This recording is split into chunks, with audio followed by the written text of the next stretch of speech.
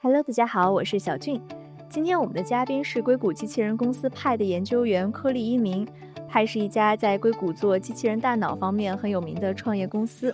我们一起来聊一聊整个美国的机器人叙事与进展。那柯利一鸣除了是一个机器人研究员之外呢，他业余还是一个网文写手，这让今天的聊天变得更有趣了。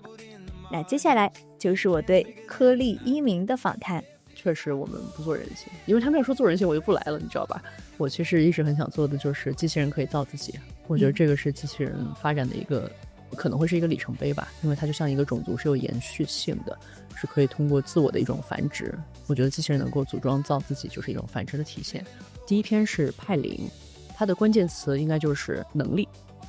第二篇是派 0.5， 它的关键词是泛化。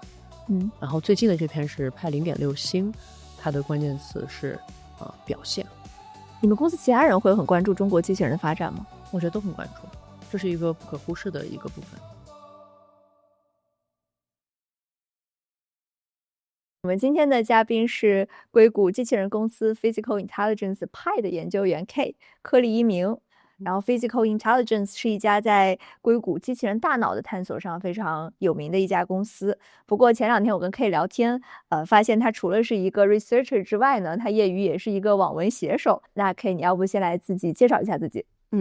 大家好，我是柯利一鸣，平时朋友都叫我 K。我呢，每天平时的工作是教机器人能够更快更好的去完成任务。然后业余的时间我是非常喜欢人文啊、艺术啊这些东西。写小说也是一种可能表达这种情绪的方法。很高兴今天能有这样一个机会梳理一下自己在研究中的想法和大家分享。你觉得做机器人和写小说有什么共通之处啊？我觉得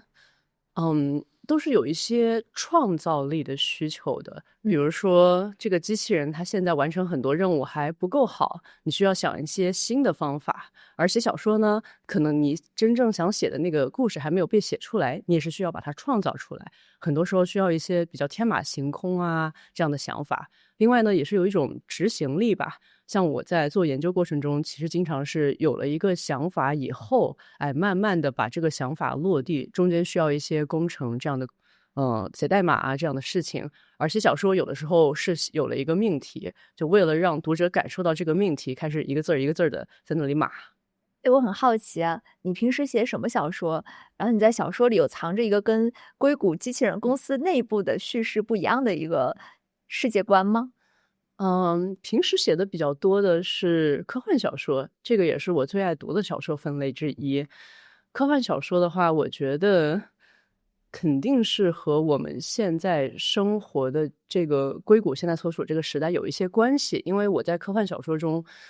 比较痴迷的一些类型都会涉及到两个命题吧。第一个是生产力变化以后，人们的生活是怎么改变的。第二个命题是在和我们的社会风貌很不一样的这种未来啊科幻的社会里面，人与人之间的关系是怎么样的。因为我觉得在第一个命题上面可能和我的工作会更相关一些吧。工作时候就经常会考虑到我们做这些人工智能的研究，做这个机器人是一种自动化，如果你能够把很多现在人做的事情给自动化的提升一下效率以后，人去做什么样的事情，是一个其实每天都会想的一个命题。第二种呢，可能是因为我觉得，人与人之间的关系是一个自古永恒不变的话题。在写小说过程中，你可能也会去读别人的小说啊，也会和几千年前的这些生活在不同世界的人，他们的一些思想产生共鸣。我觉得应该是有一些人性之类的东西，即使是在生产力大幅度变化的未来科技社会，也会流传下去。所以在 AI 这个时代，在机器人马上就要进入我们的生活的这个时代，你觉得人会发生什么变化？人和人之间的关系会发生什么变化？而且现在不是人和人之间的关系，还有人和机器人之间的关系会发生什么变化？我觉得这是一个就是正在梳理中还没有一个很确切的结论的话题。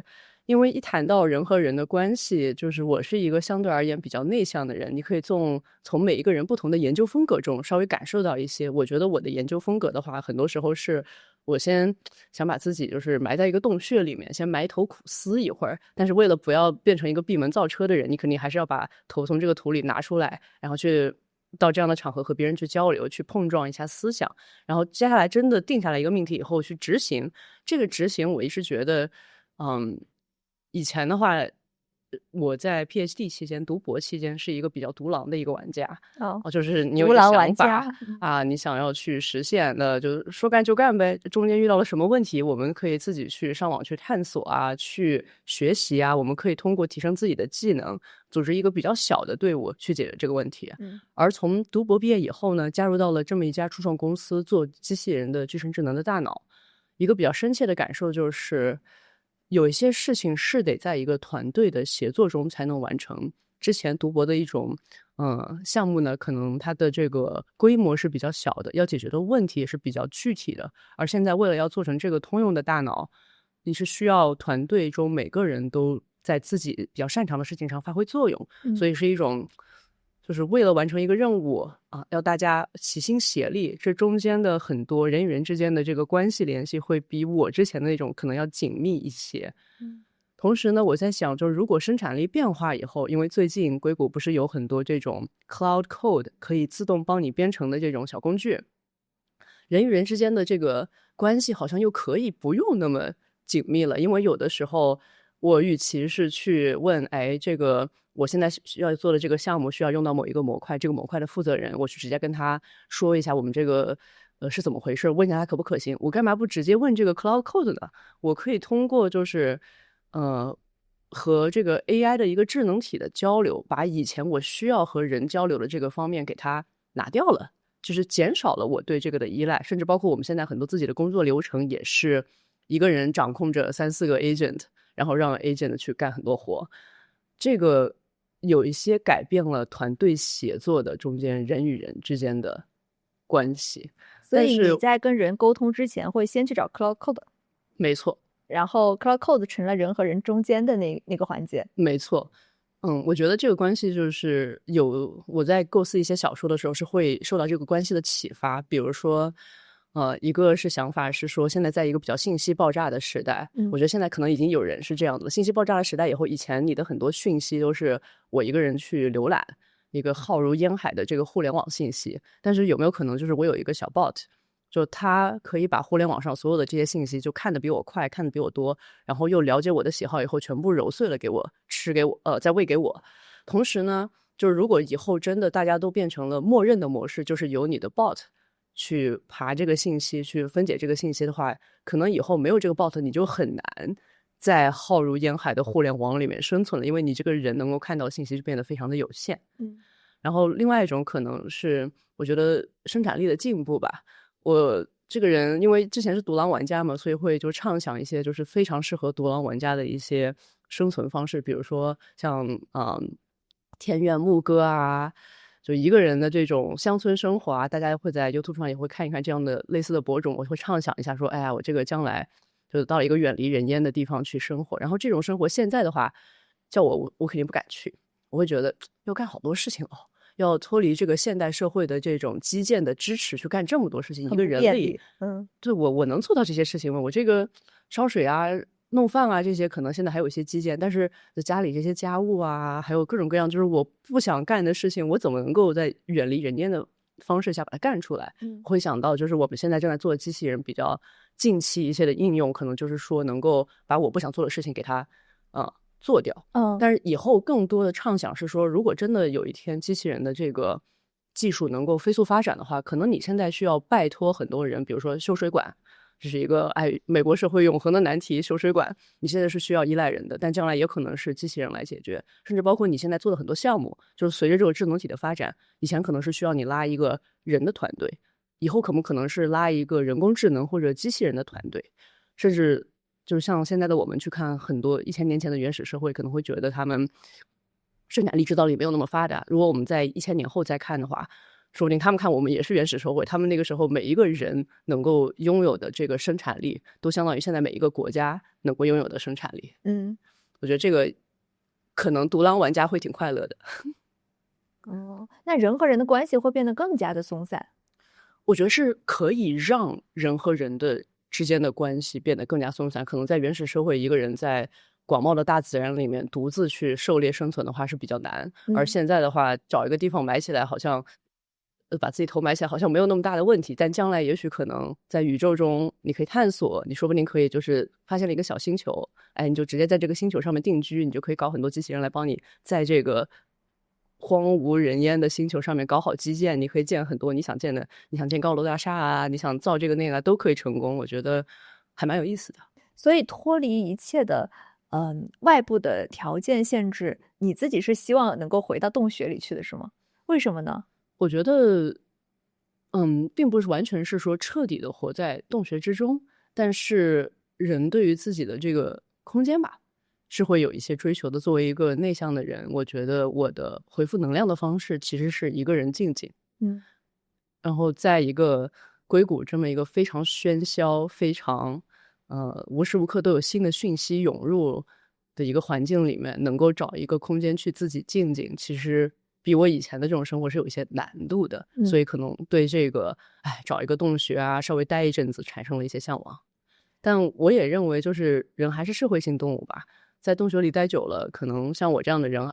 也会想要走出来再看一看。说到这个还挺有意思，我记得有一个老师，他说他对于他下一代的小孩儿不和人谈恋爱了，只跟机器人谈恋爱，一点惊讶都没有。现在你能接受这个事情吗？我觉得我还挺能接受的，因为我是老二次元了。就我的生活中是有不少这样的朋友，他们的生活方式可能和老一辈的那种观念是很不一样，但是因为和他们一起熟悉了很久的朋友，我甚至能够理解，就是他们做的这些就是不想和人类谈恋爱的选择呀，或者他们自己在社交方面的一些偏好啊，以及包括大家对纸片人、二次元的这种造物的喜爱。包括我自己也是有参与一些就是这种二次元的这个同好活动的。哪些文学作品、影视作品或者各种各样的文艺作品有对你的机器人的思考有过帮助和影响吗？我觉得一时半会儿很难指出哪一个具体的作品，但我们也许在谈话过程中会触及一些别的，我都可以分享。但是我觉得现在有一些，或者说之前看到的一小类的文学作品中描绘的这种人工智能的毁灭世界的这个命题，让我觉得有一些从现在的角度，以我有限的视角来看，会觉得不太可能吧？真的会走到这一步吗？所以会有一些反思，就是我们真的会，就是开发出一个智能体，然后不知道怎么的，它的可能诞生的使命是帮助人类，但最后它的存在的客观意义上却变成了，就是与人类变成了一个对立的关系。我觉得现在的我是很难想的。但是因为一直没有想通为什么这个逻辑是成立的，所以一直都在想。为什么这个逻辑不成立呢？我觉得以现在的就是2026年，我们弄一个快照看看现在的状况的话，我会觉得，现在智能体干的最坏的事情是什么？我知道，好像前几天有一个什么人把很多的权限给了一个智能体，让他帮自己清邮箱，结果这个智能体得到了这个权限以后，就把他的邮箱全都删了，删的快差不多了。就他的命题，就是给这个智能体的任务是得到了执行，但智能体的执行并没有和他真正想要的这个任务重合。我觉得这个问题是确实存在，但现在智能体得到的权限、承担的责任以及他能做的事儿都比较有限。就得到权限的话，很多时候大家都是会 prompt， 就是你现在不清楚的话，你先别慌着动，先跟人确认一下。然后他承担的责任，比如说我之前其实有攀岩去受伤的过程中，我就是到处求医问药，但美国这个社会的医疗是有一些难的，这个时候我就会把我的一些医疗资讯发给这个智能体，去让他给我解答。但是其实在这个解答过程中，我也不会真的就彻底的相信说，我也不可能说这个 AI 跟我说什么我就信什么，对吧？我肯定还是要把它带到一个人类专家的面前去跟他确认，因为我不觉得就是如果我真的基于他的这个推荐做了一个什么事儿的话，他是能够承担责任的。就承担责任这个方面，我觉得现在他承担的责任还非常有限，而在这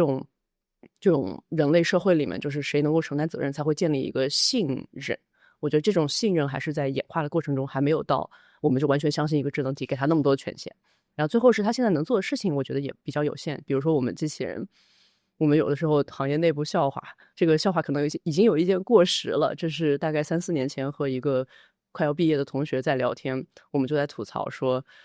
我们这就每天都在做什么呢？就是让这个机器人把一个红色的方块放到一个蓝色的方块上，这不是3岁小孩都会做的事情吗？我们天天就在这儿花了5年时间读了一个博士，然后教机器人做的可能也许或者还没有3岁小孩好，还不如生个娃。人类的学习速度是非常快。对，所以我觉得这3点因素导致了，在我看现在的智能体，我是不太相信它能够在现在这种节点上做到跟人类的对立面这种。因为写小说和写网文其实都要从现实世界有很多的取材，很多是取材于生活。我没有看过你的小说，因为你不告诉我你的网名，但是我很好奇，你会把你在派的工作经历的哪一个部分作为素材提取出来，放到虚构的作品里去？哇，我其实是一个工作和生活分得相当开的一个人。我觉得在派的工作经历肯定是影响了我的思考，比如说你对技术发展到哪一步了，以及技术发展中的一些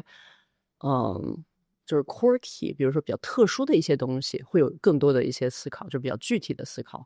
而我的网文很多时候就天马行空，哎呀，在网上保护好自己的身份以后，想写啥想写啥，不是挺好的吗？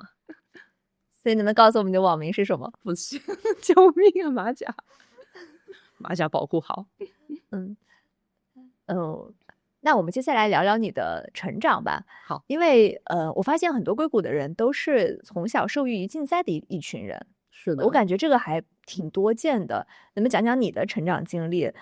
你是通过竞赛改变命运的人吗？你能算这个类别吗？我觉得是，而且当我在成长的过程中有一些感触，但甚至都没有现在的感触那么的深。我觉得我人生中是有一些关键的节点，或多或少都受到了我搞信息学竞赛这个影响。其实我小时候出生在安徽省，然后上学呢是在安徽省的芜湖市，这是一个可能互联网上大家了解它都是因为芜湖起飞这么一个网络用语，但它其实是一个城市。而这个城市呢，它就客观来说的话，它的教育资源什么的，可能和大城市啊，比如说上海啊这样地方还是有一些差距。但是非常凑巧的是，我们这个城市有一个很优秀的信息学的一个竞赛老师，他当时是在我们城市那边做学生的时候，因为一些事故受了伤，然后失去了双手。所以这一个遭遇呢，让他最后在就业的时候，可能影响到了他，让他选择就是回到这个家乡，去当了一个计算机老师。但是因为他这个人非常的聪明和优秀，所以他在这个投身计算机教育的过程中，就是他出力，他是江涛老师，我甚至跟他都没有真正的面对面的交流过。但是我觉得我是有从他的很多这种贡献中受益的。就是他在我们那个城市开设了比较系统的竞赛的这种梯次培养。什么意思呢？就是像我们小时候会上那种奥数班嘛，就是在我们那个城市其实是非常正规的，有信息学奥赛班，它就是个兴趣班。你家小宝宝几岁啊？哎，我是8岁去学的这个东西。当时我们小孩子也没有想太多，只是觉得可以玩电脑了，太高兴了，只要不要我去学一些正儿八经的东西，让我去玩一些不那么正儿八经的东西，我都是非常高兴的。所以在这个过程中，就无意之中打下了一些后来就编程的基础，并且一步一步的去走上了竞赛的道路。然后在成长过程中呢，我也是探索过其他的职业发展的，比如说我大学其实学的是心理学，最后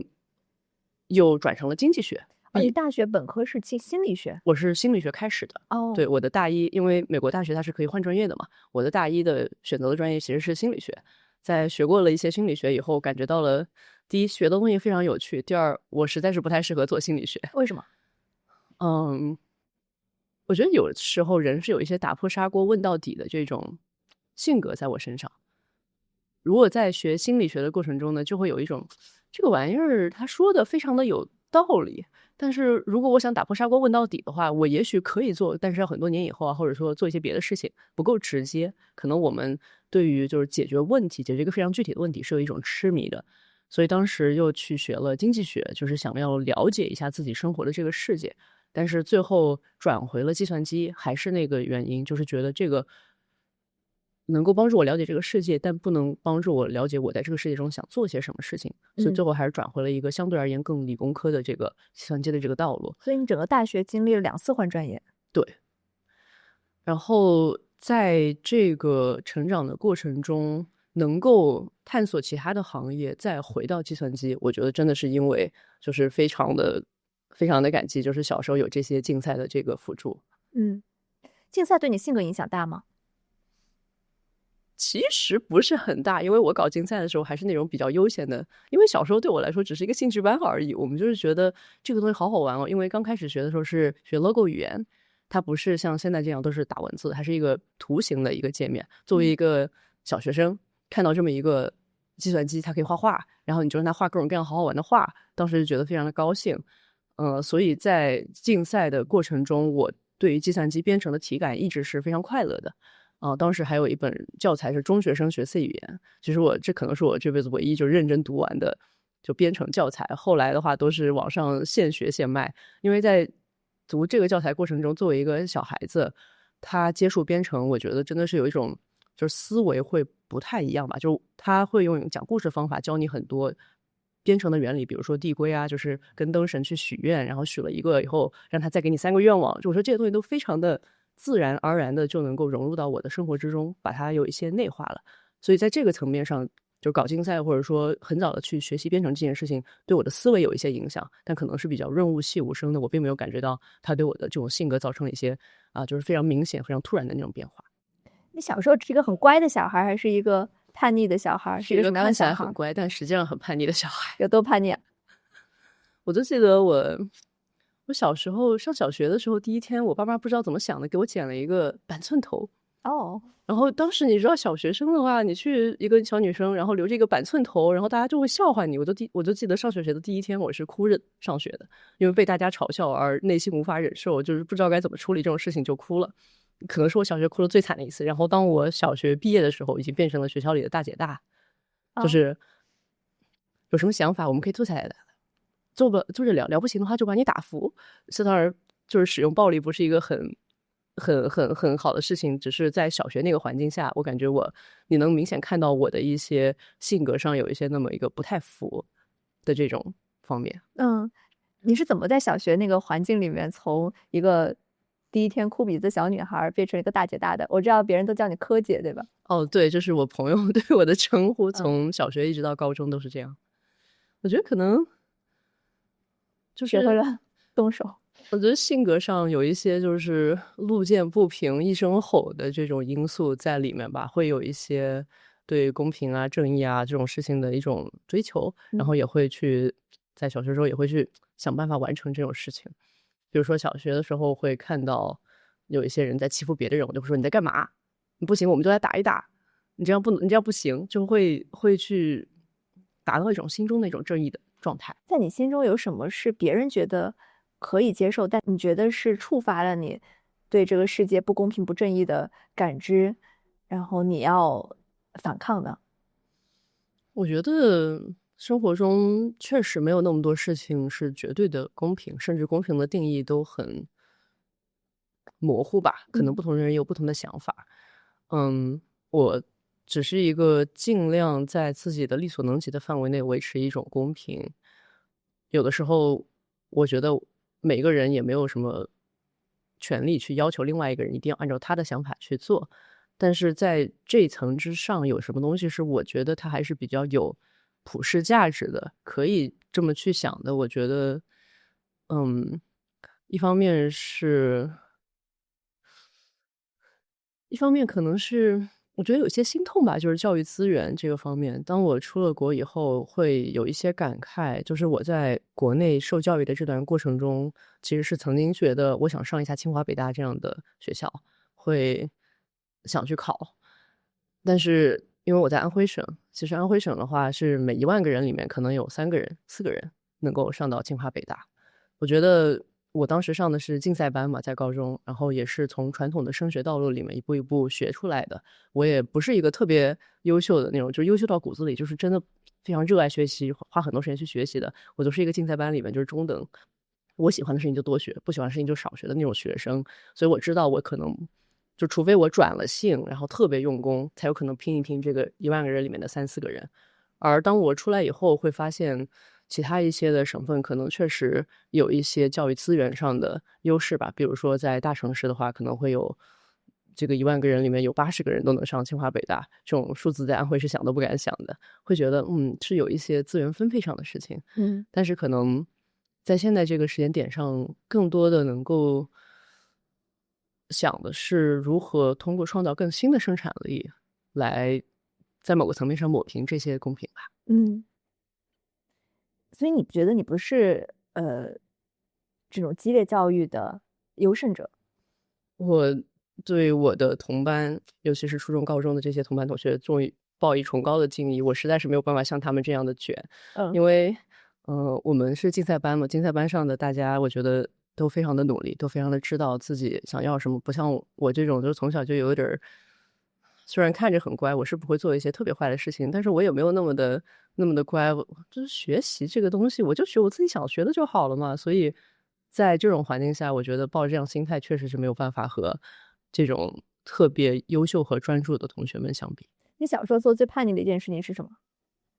最叛逆的事情，我觉得因为做的叛逆事情太多了，你是很难评出一个最叛逆的事情。前3吧，前3名。前3名。其实我到高中的时候又把我的头发剪成了板寸，因为当时就非常想去东南亚去旅行看一看，然后觉得自己一个人在东南亚可能不太安全，就把头发剪成了板寸，然后整个人打扮的就是一个非常男孩子的样子，这样走在大街上，可能大家也会，就是该怎么说呢？就是可以这么总结吧，就是可能是在东南亚背包的这段经历，相对而言是比较叛逆的，因为它是一个没有明显的目的，也没有明显的目标，也不知道它对我的人生有什么影响，但是就是非常的想做。但其实还比较幸运的是，就家里人也没有那么的强烈的反对，他们只是觉得好奇怪啊，怎么做这个事情，你保护好自己的安全，然后每天就是不停的骚扰我说，就赶紧劝回来吧，劝回来，不要再搞这些奇怪的事情。你那是高几去的东南亚？大概就是高2底，就当时其实就是已经想着要不要出国了，因为之前是在走升学的这种高中，所以没有知道自己是要出国的，就差不多是一个很快的一个思想上的转变，然后目标上的转变，然后稍微去执行了半年，然后突然就发现自己还是有一点闲的时间，当时就想说要做点什么，就去了东南亚背包，因为之前非常的喜欢有几本这个印度的神话相关的小说，开始迷上了这个印度的宗教的建筑，就想跑过去看一看。去了多久？去了大概2个星期。一个人去的吗？对，我一开始，但是我后面我爸爸妈妈也来找我了，他们可能还是有点不太放心。所以你是为了去东南亚，所以把头发剪成板寸，为了自己安全？我觉得这个是，但是其实头发剪成板寸非常的方便，因为我之前在我成长的这个初中、高中的这个过程中，我的朋友们其实都知道我是一个非常不修边幅的人，什么头发打理啊、梳头发啊、这个衣服的扣子呀，就是我到班上上学到班上以后，就是班上有一些跟我关系比较好的女同学就会来帮我稍微打理一下仪表，因为实在是看不下去了。我在想，你去东南亚把头发剪成板寸，是不是潜在内心是有一种不安全感的？很难描述，但是因为会不自觉的认为，就是如果可以像一个就是像一个外表像男生的话，大家可能就没有那么多的不好的想法，就可以提前保护自己这样的想法。你觉得这种不安全感它可能来自于哪里呢？我觉得社会中的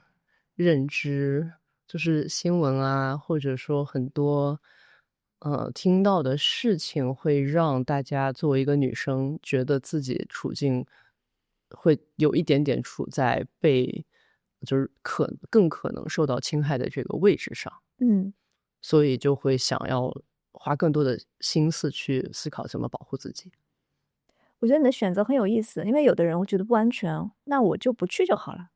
那我就是安全的，我就在家里。那还是要去的，自己想干的事情得找个方法把它实现。你的方法是我把我自己掩饰成男生，然后我就安全了。我觉得这是方法中的一种，可能是当时的我觉得最轻松、方便又好用的方法。你是怎么突然决定要出国留学的呀？你刚才也说你之前其实也是想着要考大学，突然转变了轨道。对，这个我觉得就是人生中的冥冥之中的一个很小的决定。因为当时在高中看来是有3条路嘛，第一条路就是升学，但是刚才也说了，就是在我的同班同学面前，我觉得自己就是一个渣渣，就是一种不上不下，哎呀，叫我再花一点心思去提升自己的成绩，对不起，我真的做不到，就是我没有办法做我不相信、不认同的事情，而学校的很多事情里面有一部分我是真的我不知道我为什么要干这个事情，所以我提不起劲儿我就学不好。比如说当时我就学了一些，就可能我比较喜欢像是数学呀、物理啊这样的学科，我就觉得哎，我还是能够享受这个学习的过程。剩下来有一些像生物和化学，我相对而言就弱一点，要背。哎，对。然后当时就是成绩就怎么都上不去嘛，然后学校的老师或者同学或者家长也会劝你说，好好加油，把这个短板给补了，你还可以冲一冲。我就想说，我为什么要加油？为什么要补这个短板？为什么要冲一冲？我不干还不行？我不认同这个事情。所以当时有这个思考在的话，我就很难就是通过升学这个路去上到像清华北大这样好的学校。然后还有一个契机是，当时就是因为非常喜欢打游戏，就是非常叛逆嘛，就是人家在升学高中好好学习，我在升学高中天天就是看小说打游戏，然后偶尔接触到了一个叫雨雪的游戏。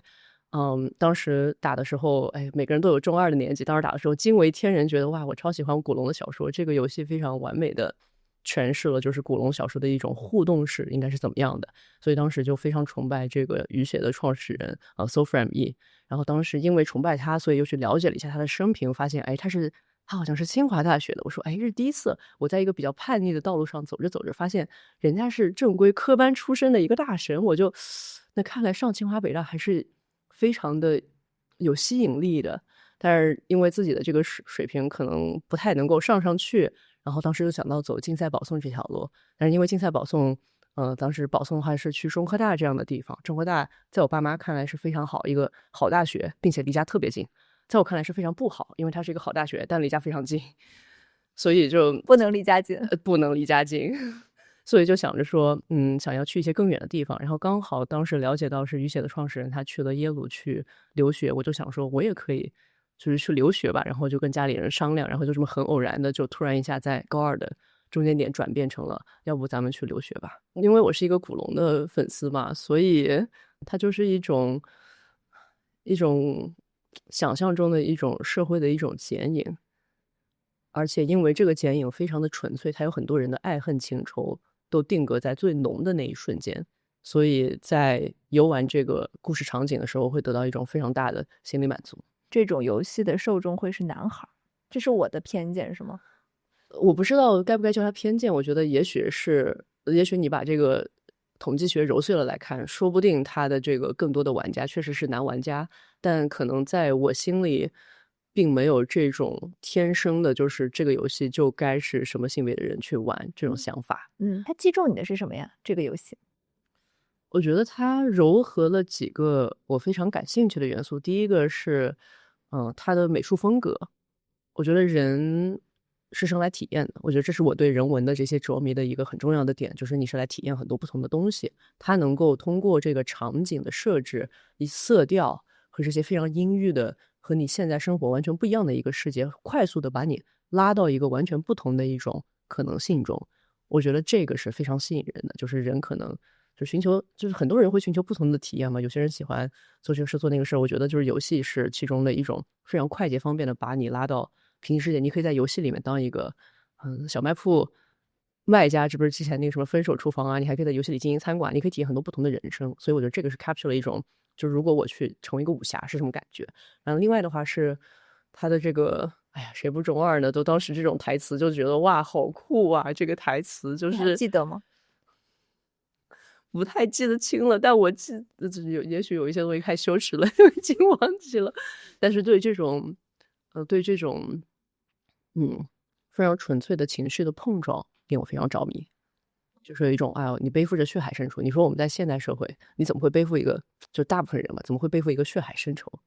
这个就可以在游戏里体验。嗯，就当时因为对喜欢这个游戏，不自觉的去靠近嘛，就是可能潜意识里也有想过，将来有一天如果我能够创作一个自己的内容，会非常的开心。那看看别人这些已经创作出我非常喜欢的内容的人之前的路径是怎么走的，我们也可以向他靠近一点。所以你没有想过一个科学家的成长路径是怎么发展，你也没有想过一个企业家的成长路径是怎么发展的。你在构思的是原来这个游戏制作人的成长路径是怎么发展的，那你为什么没有去做游戏呢？我觉得写小说是我创造的一种宣泄的方式，而做现在这一行人工智能做研发，可能是对我这个人追求效率的一种体现吧。就是我骨子里，你看在大学中换的这些专业，其实我觉得这些专业都非常的有助于写小说内容，只是最后自己发现自己真正想做的这种工作的成就感有很大一部分来源于，就是我把一个别人做不到的事情做到了，或者说别人做这个事情我做得更好。这种思维不好说是不是因为在国内这种教育体系下有一种还是有一点竞争的这种思维在里面，但确实是能从这种想把事情做得更好这件事里面得到回报。你到了美国以后有发生什么变化？你有经历过文化冲击没有？我觉得有非常大的文化冲击。对你的性格有发生怎么样的塑造？我觉得有2点吧。第一是在之前生活的环境来看比较的稳定，所以对周边的社会的人与人之间的关系是太稳定了以后，你其实感觉不到它的存在。就是你是出了国以后开始接触到了一个完全不同的社会关系，需要找你这个人在这个社会中的定位，就开始重新思索，就是我以前好像不用做这个事情，我现在要做，就是我不太清楚这个人说话的时候他有什么含义吗？因为以前你已经在那个社会里生活了很久，你就非常的自然而然，而现在到了一个完全全新的环境，不自觉的去调整，并且也使得你能够稍微就是客观一些的审视之前所处的社会环境和你这个性格。就是我觉得我对我性格的自我的认知，很多时候是到了不同的环境冲击下才得以显现的。然后另外一部分是因为美国社会还是一个比较注重这个 presentation 吧，就是你如何去表达自己。我觉得核心一点可能是说他们最终是想把这些孩子培养成一个有领导力的一些人，就是他可以通过阐述他的梦想来号召很多人去和他一起完成梦想。这个和创业者这种企业家精神是有一些不谋而合的。在我那个上的大学里面是有很多这样相关的活动啊，还包括课程里面的设置都是在鼓励这件事情发生。而我当时作为一个非常内向的人，乍一到了这个环境以后，就有一种没办法了，只能多说点话了，要不然的话真的不知道自己在干什么。就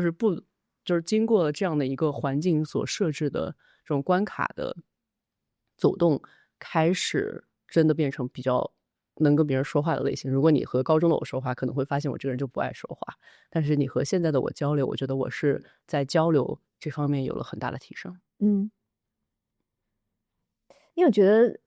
两个社会的文化的基础有什么不一样吗？你刚才还觉得在之前的成长环境里，你能感受到很多的不公平，那你到了美国之后呢？不公平依然存在，只不过我觉得中国社会之前经过非常高速的发展，因为我后来还去英国留学了，所以把中国、美国、英国放在一个轴上面来看的话，会得到一个非常有意思的一个感觉，就是中国社会咱们父母那辈的人可能会有很多的动荡和机会和一些变革吧。就是大家有时候会开玩笑说，就是你往上数3辈，谁不是这个田里种地的人呢，是吧？然后美国社会呢，相对中国社会而言，我觉得是有一些这种阶级固化的一些，因为毕竟是一个运行了200年的资本社会，很多时候这种资本的得利是比作为一个人来得利要快一些，他们是有这种积累。而英国社会又是一个非常极端的，就我在英国社会的时候就感觉到了这种社会相对更加固化以后造成的人们之间的关系和你所处的这个社会阶层和你的这个喜好品味的一个非常大的影响。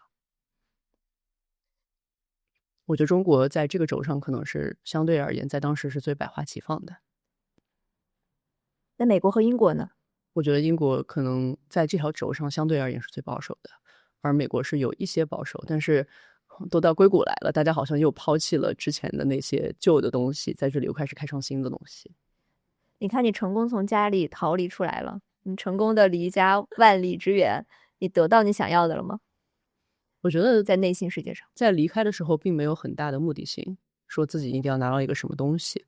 是在路上才慢慢发现自己要做的事情，并且我还是非常喜欢现在自己投身的这个行业和这份工作，也就是对技术是有信仰的吧，可以这么说。你为什么后来从经济学回到了计算机，去了人工智能？这个转变是怎么发生的？我觉得也是有很多巧合的因素，就命运是一条冥冥之中的线，我只能得到这个点。在当时大学的时候，在经济系读，然后就是觉得做的事情虽然是学的知识非常有意思，但是做的事情好像就是把一些数字糅合在一起，跑一跑报表这种分析，可能没有满足我，所以当时是开始探索，就是在大学能够做些什么别的事情。然后很巧合的是，大一的时候，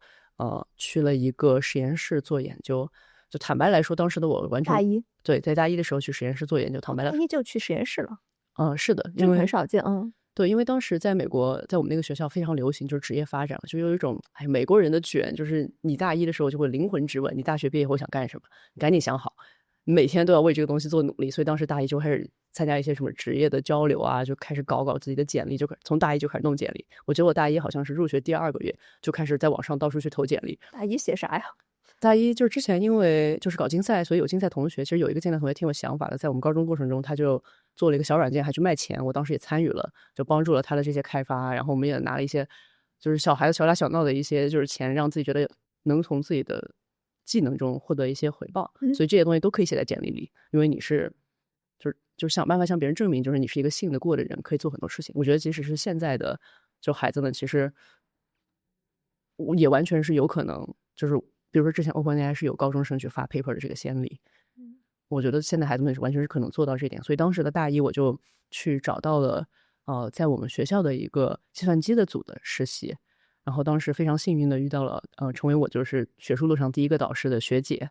她叫李博，她后来毕业以后去芝加哥大学当教授，现在也在硅谷其实做创业公司。当时呢她选中我的原因我不太清楚具体的，但我猜想可能是因为我是一个学经济学的，我挺喜欢博弈论这个东西。而当时它这个课题是一个叫做 adversary machine learning， 就是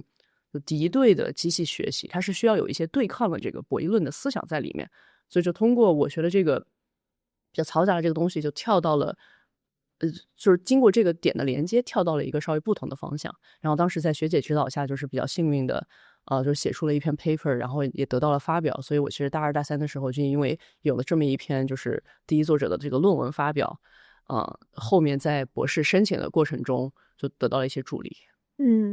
博弈论吸引你的是什么？你为什么对博弈论非常感兴趣？然后又通过博弈论去做人工智能，这个很有意思。这个连接点感觉非常的微弱，但是它好像又存在。我觉得就是粗暴一些的归类的话，博弈论中间可能经常会说，就是如果是2个人在玩游戏，他们是对抗的关系，那他们2个人都要做到自己范围内的最好。但是在互相对抗的过程中，他们可能达到了一个平衡。你可能可以通过一些事情来引导他们，使得他们在对抗过程中达到平衡是最优的。我觉得这个点其实是很多经济现在这种市场竞争关系的一个诠释嘛，就是你需要在市场中让大家都去卷，然后卷到最后就会卷到一个就是其实对整个社会发展有益的一个平衡点。然后把这个思想其实放到机器学习里面，它也是有应用的。当时差不多应该是2016年左右，是对抗神经网络出现了。其实对抗神经网络也是有非常多的这个博弈论的元素在里面，它是需要有一个就是生成的和一个评判的，他们俩就是互相在玩这个游戏。生成的人就打个不恰当的比方，就在做假钞，然后评判的人就需要分辨，就是你做这个钞票它究竟是真钞还是假钞。在这个过程中，就最后可能会引导这个生成的人不断的去生成一个越来越像真钞的假钞，而对抗的人最后就是当他们真的完全无法分辨的时候，他就没办法，他就只能靠猜。所以大家通过这个思想，就是在当时创造了一批就是图像生成的技术，都是靠这个生成器去生成一些看上去像真实世界的假钞，就是这种假照片。但是这个逐步对抗的过程中，这个照片就和真的照片没有差别，所以使得这个生成的照片看上去更加的真实。所以这个博弈论我觉得应用其实在机器学习中是非常的广，一直到今天我觉得在机器学习的安全和怎么样帮助机器的这个就是不管是思考方式还是生成方式更像人类，都是有挺广的应用的。你真正开始做人工智能的研究，除了本科做过这一篇论文以外，是在博士了，对吧？是的。你博士之后的学术路线是怎么展开的？你的主线是什么？我在博士期间也换了一些方向，因为当时第一篇论文发表的是一个偏博弈论的这么一篇文章，所以在刚入学的时候，我以为我做的是这个偏理论的机器学习，但是当时做着做着之后，就发现自己其实更喜欢做应用，所以后面就去做了机器人这么一个应用。在机器人过程中呢，我自己的研究路线其实是从模仿学习开始，然后最后做到了强化学习。这个模仿学习，我感觉要形容的话，其实就人家已经知道了怎么做一个事情，所以他给你提供了一个样例，你就想办法去超出这个样例来，这是模仿学习。但是随着模仿学习的研究的不断的深入，我就觉得有些不满足了。我觉得就是如果你永远只是在照抄别人的话，你其实不能够，就现在也很经常讲的，不能够有创新啊，不能够有突破啊，所以就转入了强化学习。强化学习更强调的是怎么样通过你自己的这个探索去突破原来的这个表现，去把这个上限推得更高。我觉得这个其实也和性格是有一点相贴切的，所以现在的我更多的是做强化学习。在你开始研究机器人的时候，当时的主流是什么样的呀？你这个研究方向是一个主流的还是一个边缘的？我觉得在2017年，它是一个新兴但不是很大众的一个方向，就是把机器学习放到机器人上面。包括我自己去找到的实验室的和他的老师，他们都是更加偏向传统这一派系的。因为机器人其实发展到现在发展了几十年了，然后也有很多很成功的应用，比如说大家会笑话说，哎，我们都让火箭上天啦，都可以在这个火星上开展探索啊，这些都有用到很多机器人的技术。然后传统派系在2017年左右吧，传统派系更多讲究的是一个路径规划和控制问题。就其实这个我觉得是非常符合我们人的一些直觉的，就是你要做一个事情，你就先规划一下我要做第一步、第二步、第三步分别是什么，然后把它们连在一起，形成一个完整的计划。计划了以后，再由这个控制去慢慢的给它执行，保证你在每一步上都不出错，都能够贴切的完成。而在2017年呢，因为我是从机器学习开始起家的，所以我当时就在想说，其他有很多领域都可以从数据中去学习，我能不能把机器人的这种聪明才智，也不是再靠我去给它制定什么规矩，而是从数据中直接获得。这个想法呢，和我这个所处的这个偏传统方法的一些实验室，是比较小众的。在我们实验室，就是只有我一个人做这种类似的方向。就是你导师不是做这个的？我导师不是做这个的。哦，我导师他是传统派系的一个做路径规划有很多工作，做控制就是他是一个怎么说呢，全站系的人物。就传统的机器人实验室，他是从卡耐基梅隆那个派系出来的，他们就很强调说，你每个人都要做全站，就是你要会造机器人，你要会知道怎么把机器人搭在一起，这个机器人的一些什么动力学分析你也会做，然后你还会做路径规划，还会做这个控制，然后还会让它做一些事情。最后你在这条整个链条上面，你可以选一些你比较喜欢的点去深入。他是很强调就是一个人就是在一个最极端的情况下是可以一个人完成几乎所有的任务的，所以他在培养学生的时候也是照这个路子走。就我其实很感激，就他对我的这种培养，让我觉得我对机器人的上下游的一些事情是有一些了解，就不说多深入吧，但至少就是差不多凑合是能用的。然后在他的实验室里做机器学习，我觉得他的态度也是非常有意思的，因为当时机器学习刚刚开始，就大家做的事情还非常的就怎么说 naive， 就是比起传统机器人都能够上天啦，你这个机器学习刚刚起步，做的什么任务看上去其实也比较的幼稚吧。但是当时导师在交流的过程中，就是既会给我指出，就是很多现在做的这些任务，其实以前都有人有更好的方法解决，是这么解决的，你要去学习一下，你要在机器学习的这个做的过程中，同时也就是知道以前的人是怎么做这个方法的，就他给了我很好的这个台阶，让我去在他基础上去学习。同时他也会就是让我有一个比较开放的一个想法，就是我会把很多机器学习的想法带给他，然后告诉他我觉得就不停的在这种一问一答中对抗的，就搞明白了就是我为什么这么相信机器学习在机器人。因为传统方法中的这些我觉得是太依赖 expert 专家的这个东西，我们机器学习我觉得一个很大的使命就是让专家从这个机器学习的这个中间消失，就是机器可以自己学习，就这是一个使命。你的导师是那个 Seed 对吧？对。你如果是一个机器学习的信仰者，你为什么会进他的组呢？以及你是怎么开始对机器学习非常感兴趣，就是对这种数据驱动的机器学习？因为懒。因为这个事情其实有点有意思，我觉得知其然不知其所以然，是一个非常微妙的一种状态。可能大家有些人会在有一些问题上，大家也会想要打破砂锅问到底，但是在优化问题里面，就大家都很想优化。我觉得性格上是有一个想要更好更强的一个部分的。在优化过程中，有一类优化问题就是黑盒优化问题，就是你也别管，你也别问它到底怎么样，就给了一个非常好的解。反正你只要知道你如何设计一套系统，让它能提供一个比较好的解，你不需要知道这个系统最后是怎么运行的。其实这也是我觉得2016、17年左右，就是自然语言系的一个很大的争论嘛，就是传统的自然语言会使用这个语义啊、结构啊，就是这种更贴近人是怎么理解，就是语言是怎么运作的，就把语义分成很多不同的部分，是需要很多专家去了解、学会，然后再想办法把它自动化喂给机器。而后来的数据驱动的话，就是完全也不能说就是没有受到之前工作的影响，但确实它的运作方式彻底的改变，变成了从数据中直接学，中间的这些步骤都可以略掉，就是变成了端到端。我觉得机器人可能也是要走一下这样的路。那你为什么会进一个传统的组？没有选择呀，因为当时机器人不是一个特别流行的一个选择。在2016、17年，其实机器人的发展历史的话，大概也就是50年，而且机器人是一个非常非常烧钱的一个领域。当时我们的一个内部笑话就是看隔壁一个非常牛逼的自然语言的老师的组，他是耶金 Choi， 他其实做了很多就是 common sense 就 NLP 的贡献。当时他们那个组2017年就开始做了很多数据集，然后说就从来没有人烧这么多钱在数据集上。我就说数据集烧了多少钱？20万美金。哎呀，20万美金，我的天啊！你在这边买一个机器人要多少钱？你知道吗？你这个机器人坏了以后修了要多少钱？你知道吗？所以多少？当时2017年隔壁组有一个 Shadow Hand，50万美金还是100万美金来着？然后修了以后，就大家现在让这些博士生宝宝现在这个屋子里面先想办法把它修好吧，不要把它返厂，一返厂就是10几万没了。就当时还有 Barrett Hand 也是，就是一个就多关，也不是多关节吧，就是一个3个指的一个绳区的一个手，当时是10几万美金一个，它坏了也是修起来够强要半天。就当时的这种硬件的成本和这个需要一些专家的这个知识的支持，使得当时我觉得机器人不是一个特别流行，然后人数也比较少，非常昂贵。对，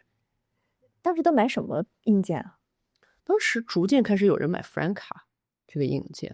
因为当时 Franca 就是我们是相对而言最便宜的。你现在这个时间点看 Franca， 你也觉得好贵哦，怎么这个我忘了当时拿的价格是多少，但是反正就是几万美金，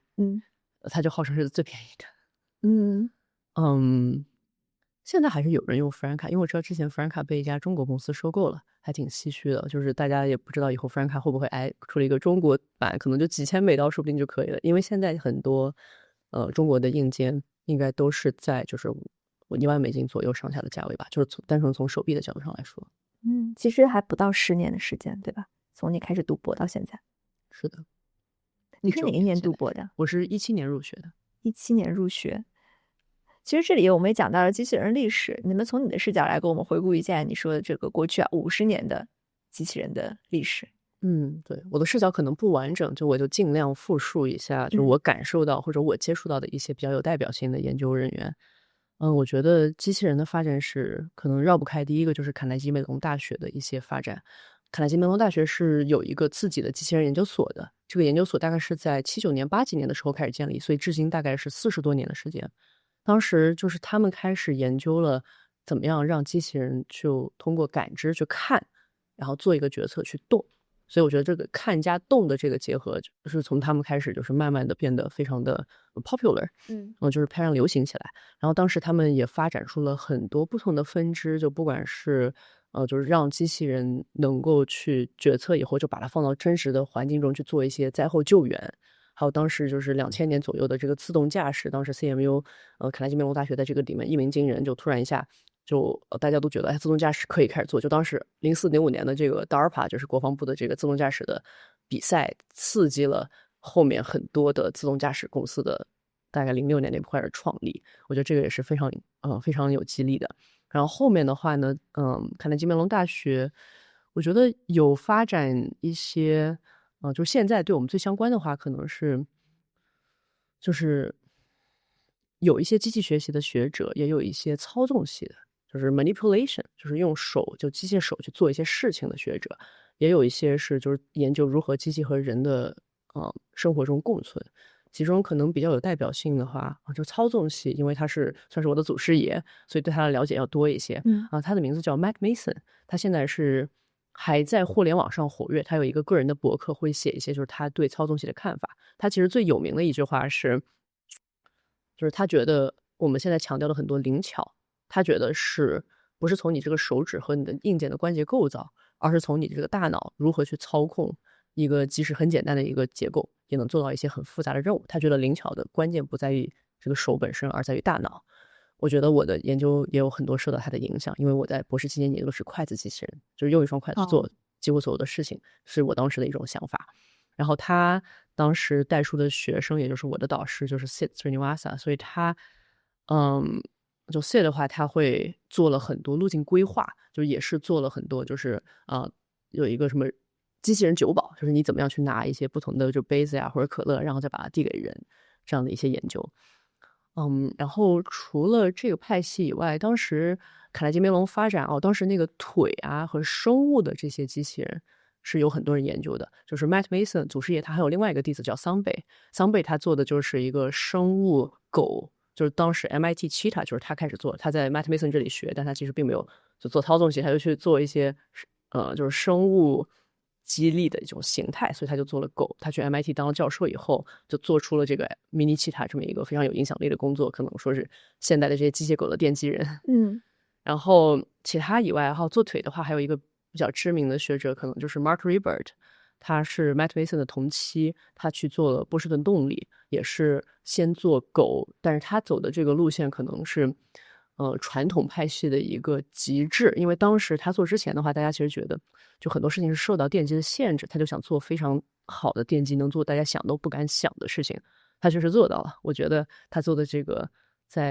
忘了是什么年份了，但当时他作为世界上第一个就是能够后空翻的机器人，告诉大家这个事情其实能做，影响了一批的学者。然后我觉得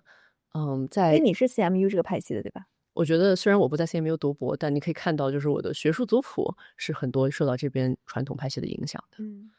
然后在另外一边的话，我觉得派系上可能还有机器学习这个派系。因为机器学习的话，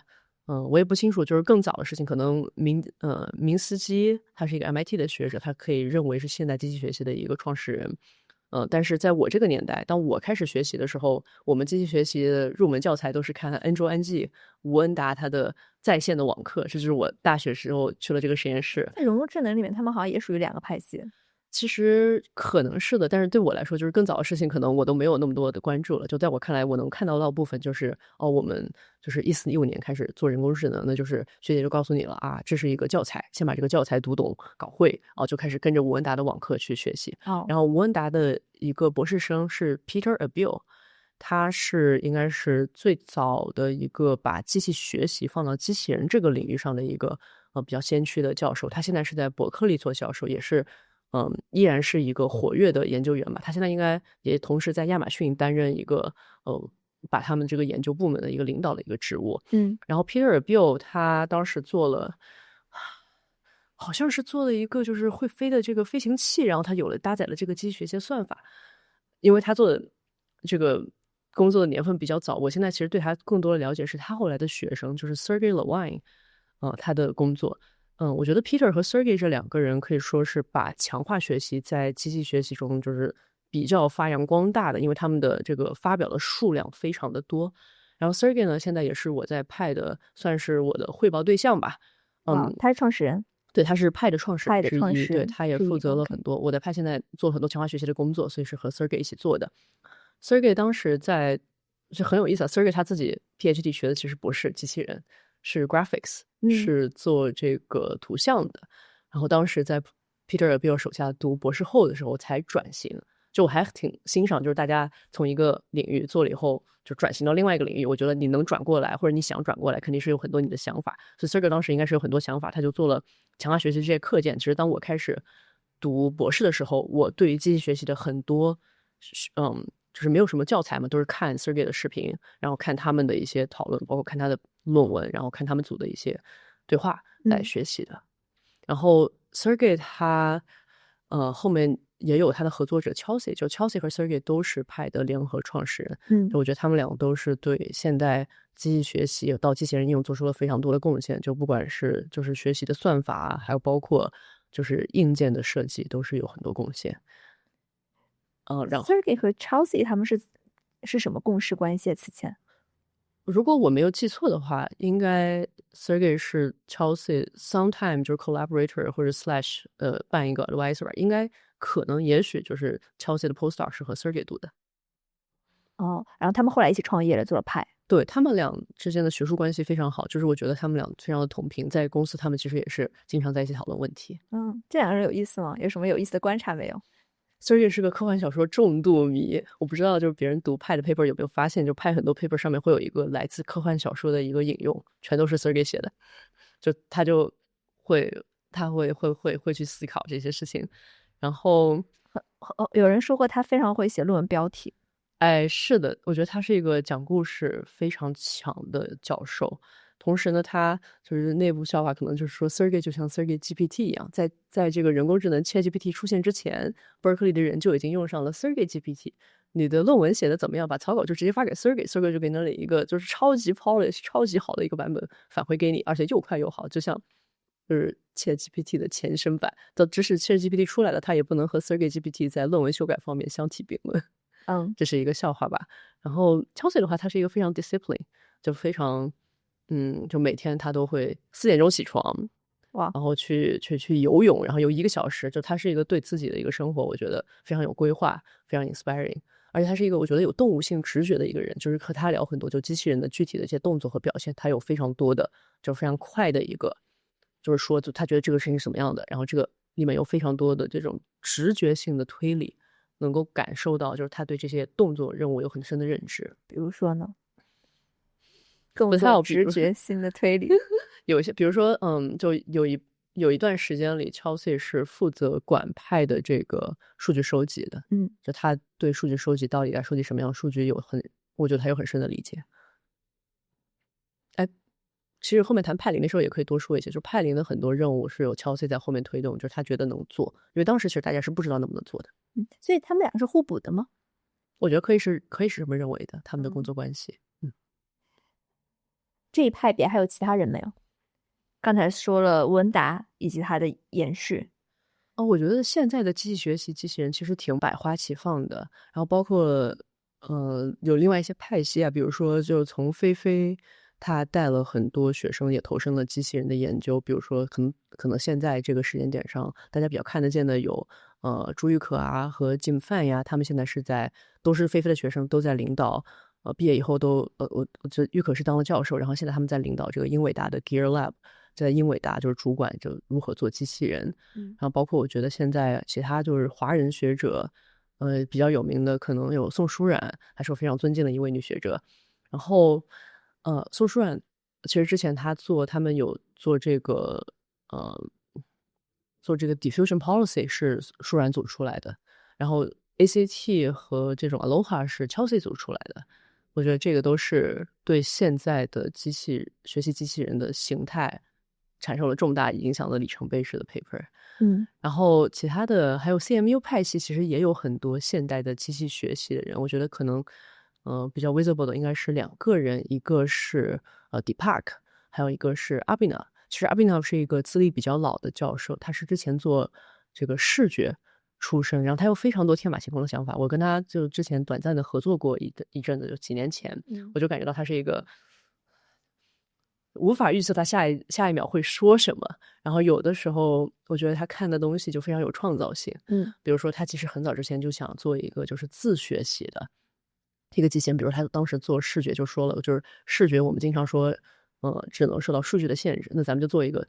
就不要数据信任，我们就把它放到机器人上，让机器人去户外去各种收数据，这样不就可以打通？就我觉得他做的东西是有一种就是几乎野生般的说，就是将来最后可能还真就是这个形态这种感觉。然后包括它其实就大家现在可能更熟悉 Umi，就是作为一个机器人输数据的一个手段。其实很早之前就是Abhinav 也做过另外一个，就是叫做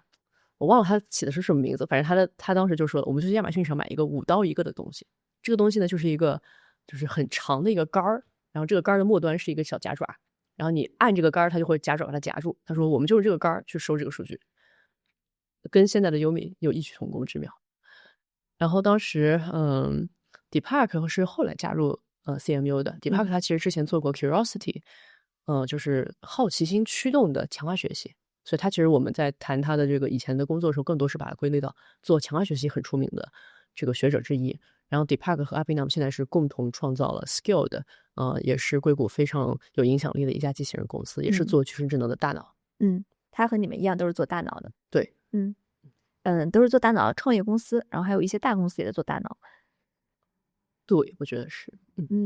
你很有意思啊，你是从前面这个控制或者叫传统派别跳到了这个机器学习的派别，对吧？然后现在机器学习的派别似乎是硅谷这些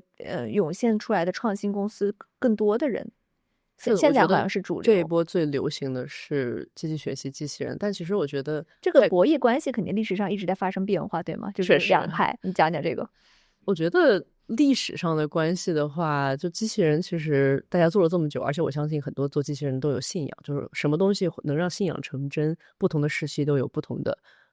大家叫 hype 吧。就是这一波可能是机器学习机器人，也是我们现在投身的这一波。之前还有一些做 SLAM 的，甚至包括我觉得之前做自动驾驶也是算，然后更多之前还有 planning control 做到极致，我觉得波士顿动力也是一个代表，就这些都是不同的思想的碰撞，要想把这件事情做成。在你入学的那个时候，前面这一个派别是占据更主导的力量。应该是，我记得当时去就是传统机器人的一些大会，比如说像 IROS 或者 ICRA 这些会发 paper 发论文，就觉得大家做的跟我做都不一样。我们做的算比较小众的东西。那你有想过转过去吗？因为你导师就是做这个的。这倒没有吧，我觉得我相信我做的东西，所以我做起来快乐，所以我相信我们做的这个行业，即使导师他会有的时候会就是批评或者指出。他批评你什么呢？比如说有一部分机器学习当时就是还比较受限嘛，算法比较受限，它就在模拟器里跑比较多，它在真机上面就不是很能跑得起来。导师就说那你们这样就满足的话是不行的，就不够好。你看我们传统的派系所有东西都能上真机，你要把你们这个东西放上真机。我觉得它是一种就是指明了就是发展的时候该如何思考到底怎么样有用这件事情上面走的比较早吧。因为可能对当时还是一个新兴的领域来说，如果去一个专门研究新兴领域的时候，可能没有那么多的去想落地，想怎么样表现好这个事情。但是因为导师是从传统派出身的，他们这些衡量指标很多影响到了我。你们两个会有一些争执吗？经常会啊，因为信仰不一样，想法不一样，包括像我们这种喜欢偷懒嘛。你看我做机器学习的一个很大原因就是，如果一件事情我不需要理解它的原理，我就能做出来，我还是做出来了，对不对？导师就会觉得这个不优雅，而且就是没有什么保障。我说优雅我们保证不了，但是保障我们可以再多做一点研究，看看能不能给它再搞上保障。所以它是有一个本质性的，就是对于解决问题的一个方法的喜好吧。我觉得我就是那种黑猫白猫抓到老鼠就是好猫的这类，所以什么黑盒优化，我说黑盒优化非常好，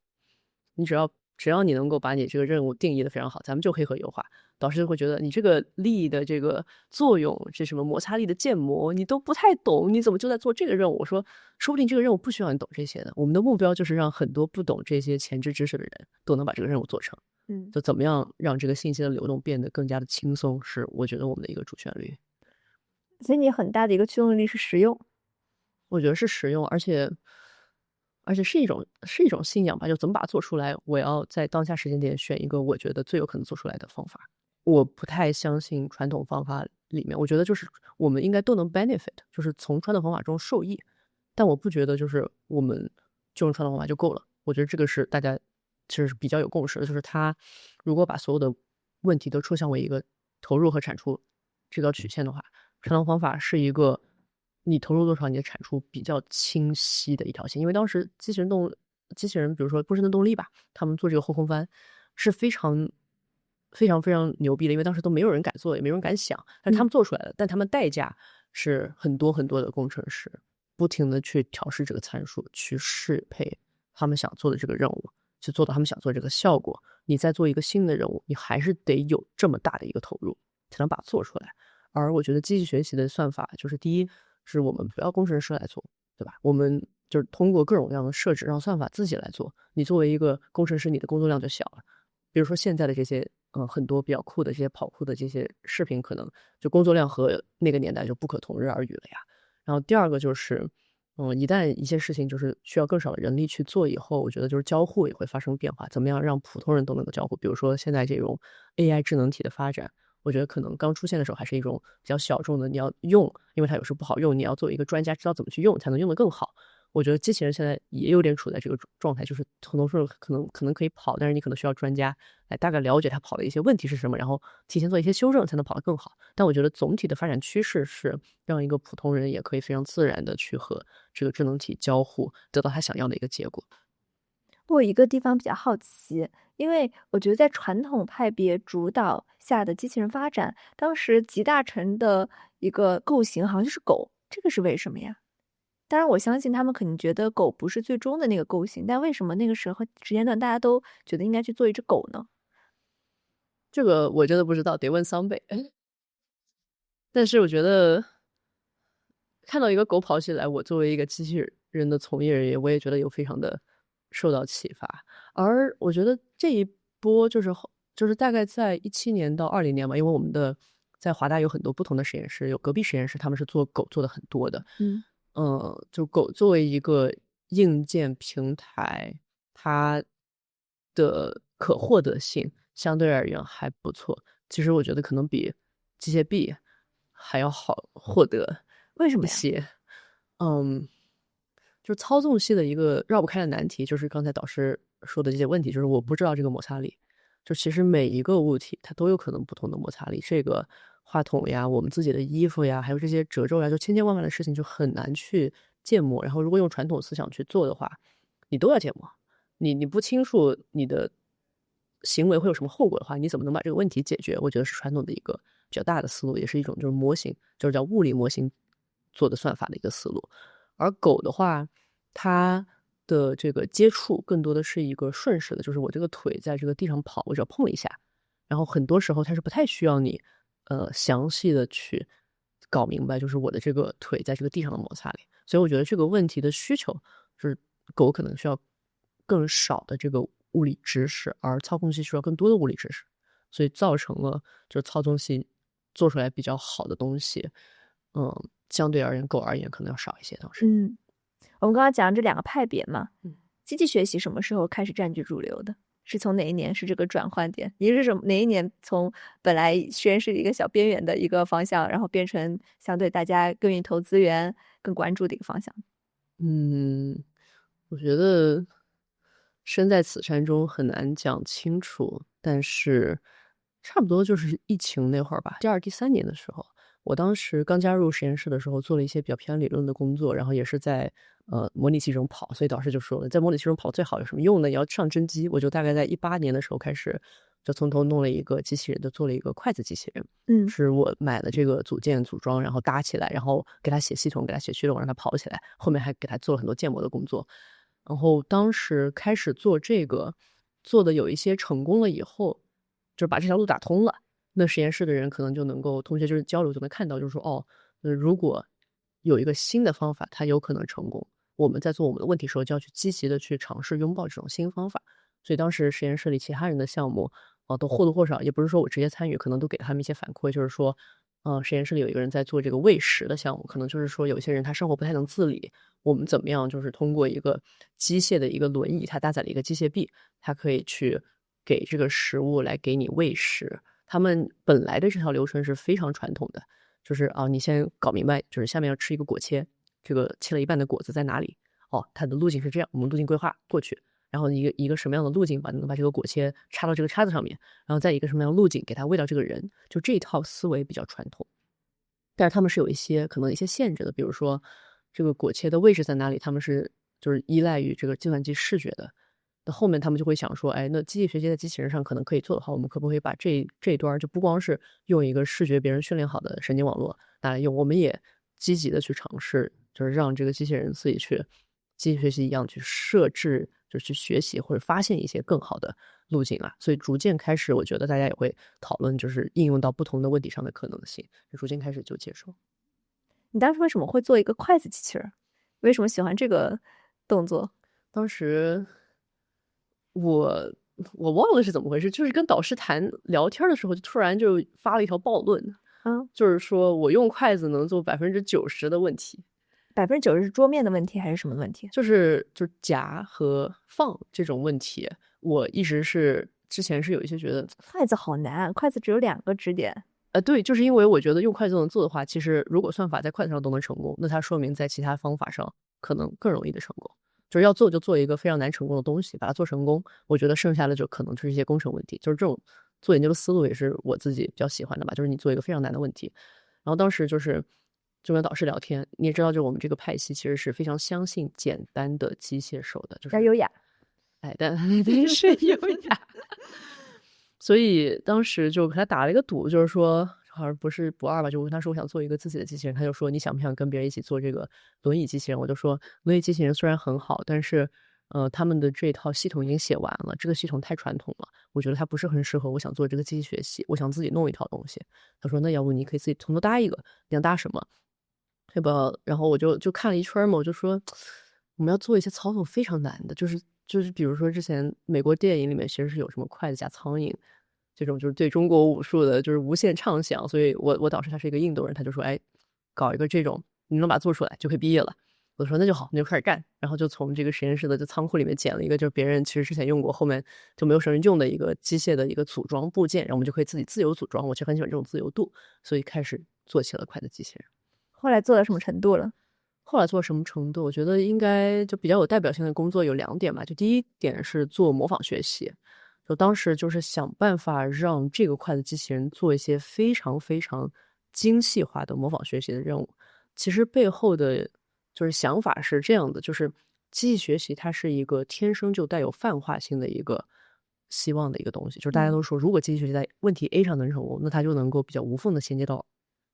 问题的2、3、4、5、6。但这个时候传统派的人可能就会说了，你在问题 A 解决了吗？你的问题 A 做到了什么效果？就是如果机器学习的终点是一个什么都能做但什么都做不好的机器人，这显然是不够的。对，所以我当时就想说，那我就先在问题 A 上面把它做到极致。当时呢，我搭的这个机器人，哎，不好意思，我们是手工搭的，也没有真正很深厚的硬件背景，所以它显然不是，就是按照传统的人来看的话，不是一个最好的机器人的形态。然后里面的很多这个力啊，还有什么调的，可能都没有调得特别好。我当时就说，如果我们有数据驱动的话，我就偏要在这上面做出来，因为我相信数据驱动。因为数据驱动一个很大的一个验证点，就是当时我搭完以后，我就跟老板说了，这个东西一定能做出来。为什么呢？因为我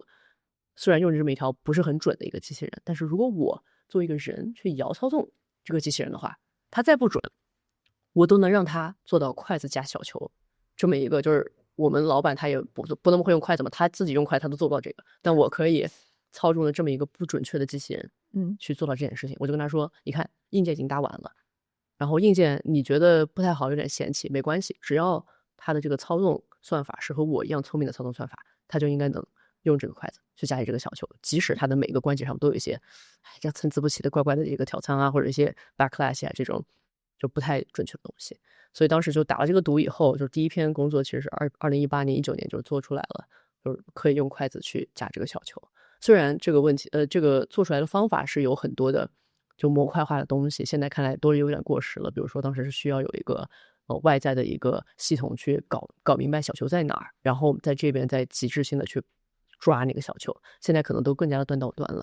然后做完这个工作以后，就跟导师说，我觉得不够，因为我夹的还是慢了一点。毕竟我是摇操纵这个机器人，我就时时刻刻在调整自己的动作，就我是在尽力的，就花费了好多的精力去给机器人提供一个非常高质量的数据，让它能够更好的学习。但这样的话太累了，我们懒人怎么能做这种事情呢？我们要让它自己去探索、去发现，怎么样超越我给它的这些数据，让它做得更好。所以后面的话，工作重心就转到了强化学习。开始做了让机器人去在现实生活中做这个事情，不断的去练习，通过练习归因来让它变得更好。我觉得这个是有点像，可能之前会看一些奥运冠军的访谈嘛，就看他们的训练，就来激励自己，就觉得就做一些要想做好一件事情，尤其是这种动作性的事情，你确实就得适配，就搞出一个策略，它最适合你的这个机体，并且就不断的锻炼你的机体，让你就是刻出一个肌肉记忆嘛。对人来说，对机器学习来说，我觉得其实就是一个强化学习的过程。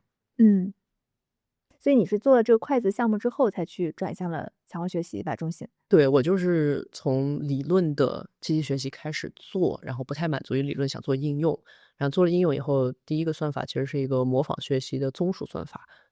只能在 simulator 里，在模拟器里跑一跑。然后后面不满意，做了真机，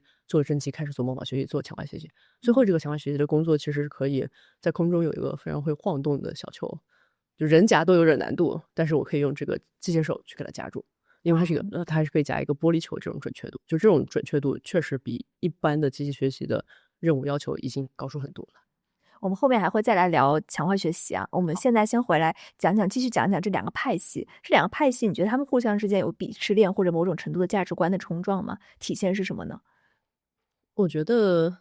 鄙视链，我觉得大家可能或多或少都是有一些觉得你做你最相信的东西，别人的东西你可能没那么相信，你相信的话你就去做了，这种感觉。因为在今天，可能machine learning 已经变成了一个相对来说共识了。我不知道在当时他们真实的状态是什么样的，以及你说机器学习和传统的这种方法，哪个是更优雅的呢？这个评判标准是什么呢？我觉得优雅是很主观的。在当时那个年代，我记得就是在我读博过程中，我们是从一个比较新兴的一个分支，逐步变成了一个大家比较愿意接受的一种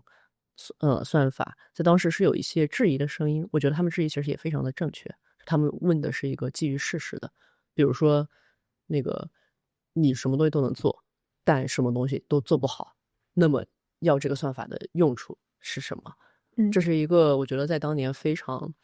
有意义的一个 concern，就当时大家做很多东西，你往前看的时候是不明白，往后看的时候可能才发现能够溯源到某些代表性的或者有贡献的作品。而当你决定下一步做什么的时候，你达到这个目的，我觉得我自己的研究吧，起码是有受到这种思想的启发，就是我想让机器学习在一个问题上至少能做到极致，这样别人在把它泛化的过程中可能会有一些比较简单，因为它可以从我的这个经验中直接放到别的任务上。泛化和表现的冲突还是最核心的一点吧。即使到今天，我觉得这个质疑依然没有完全消失，甚至包括我们作为从业人员也是在一直思考，一个传统的机器人的一个链条，在工厂，比如说造车，你要把这个用一个很大的机械臂把这个玻璃给放到这个车上去，这是一个传统已经做得非常成熟的，成功率、稳定性、速度都非常有保障的一个问题。你现在用机器学习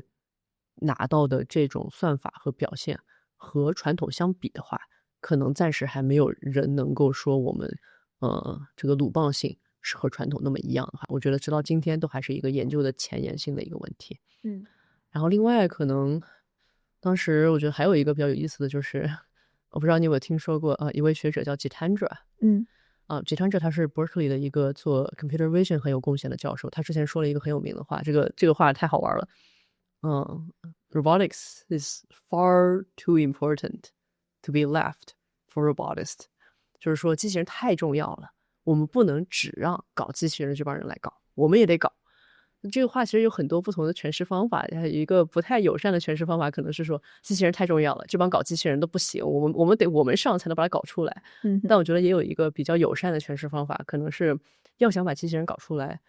必须得有不同行业的人群策群力。我觉得这对当今的机器人大模型发展是有启示性的。比如说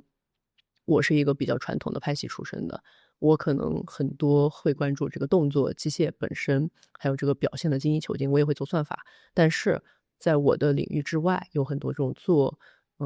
这种视觉的人，他们有一些更多的就是如何引入更多的数据，如何训练更多的数据的经验，包括做这种大语言模型的人，他们有更多的大模型学习经验。我觉得机器人的成功一定是一个各行各业都放到一起来，就是有软件算法，有不同的行业的训练，有大模型，然后也有硬件，甚至包括这种产业链，才有可能把机器人做出来。你说的这个传统派和继续学习的派系，他们在美国的这个分布是有聚集效应的吗？偶然性的是有一些的，因为西海岸这边就是斯坦福、伯克利这个硅谷的都是 machine learning 旁边的2家大学都是有很多 machine learning 的。嗯，我觉得东海岸也是有，但是东海岸的传统派可能更加的根深蒂固一些，就是从最早的这个派系发展。当然，就是现在的卡耐基梅隆和 MIT 这2所学校，他们有很多传统派的学者，也有很多就是新兴的学者，大概就是最近5年招过去的。还有一个比较好玩的事情是，大家不管在哪儿做，好像最近这2年都是在往硅谷这个地方跑。我有很多朋友啊，不管是在波士顿那边创业啊，或者说在那边当教授啊，他们很多人也在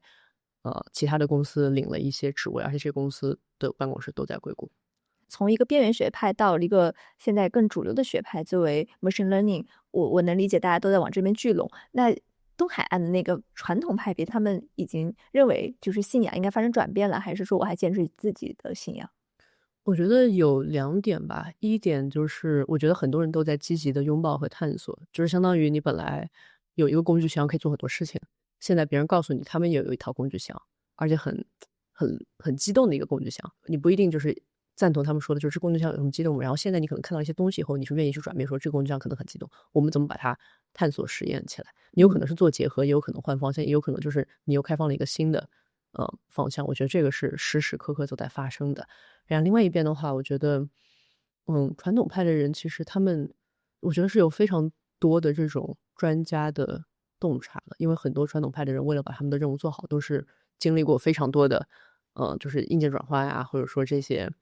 就不同的工程的提炼，就是他们如果能够在很多现有的项目中分享一些见解的话，我觉得他们讲的都非常有道理。比如说昨天晚上，其实我还正在读一个博客上面就在说了这些电机的一些问题，然后这个博客的作者也在末尾也就是他是一个搞机器学习出身的，然后在研究电机，然后他也感谢了很多传统派的一些教授，在 CMU 的教授对他的一些指导。嗯。你看硅谷现在还有很多新的公司，刚才你说了 Skilled 和 Pi，这是2家在硅谷创业做机器人大脑的公司，创业公司。然后还有另外一些创业公司，比如说 Figure，比如说 OneX，比如说 Dyna，能不能讲讲他们的创始人的来历，然后以及他们分属于哪些派别，他们的由来和历史？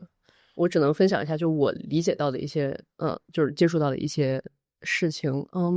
我感觉像派和 Skill 的2家都是有比较的浓厚的，就是学术人创业的这个标签。因为2家的创始人和联创都是在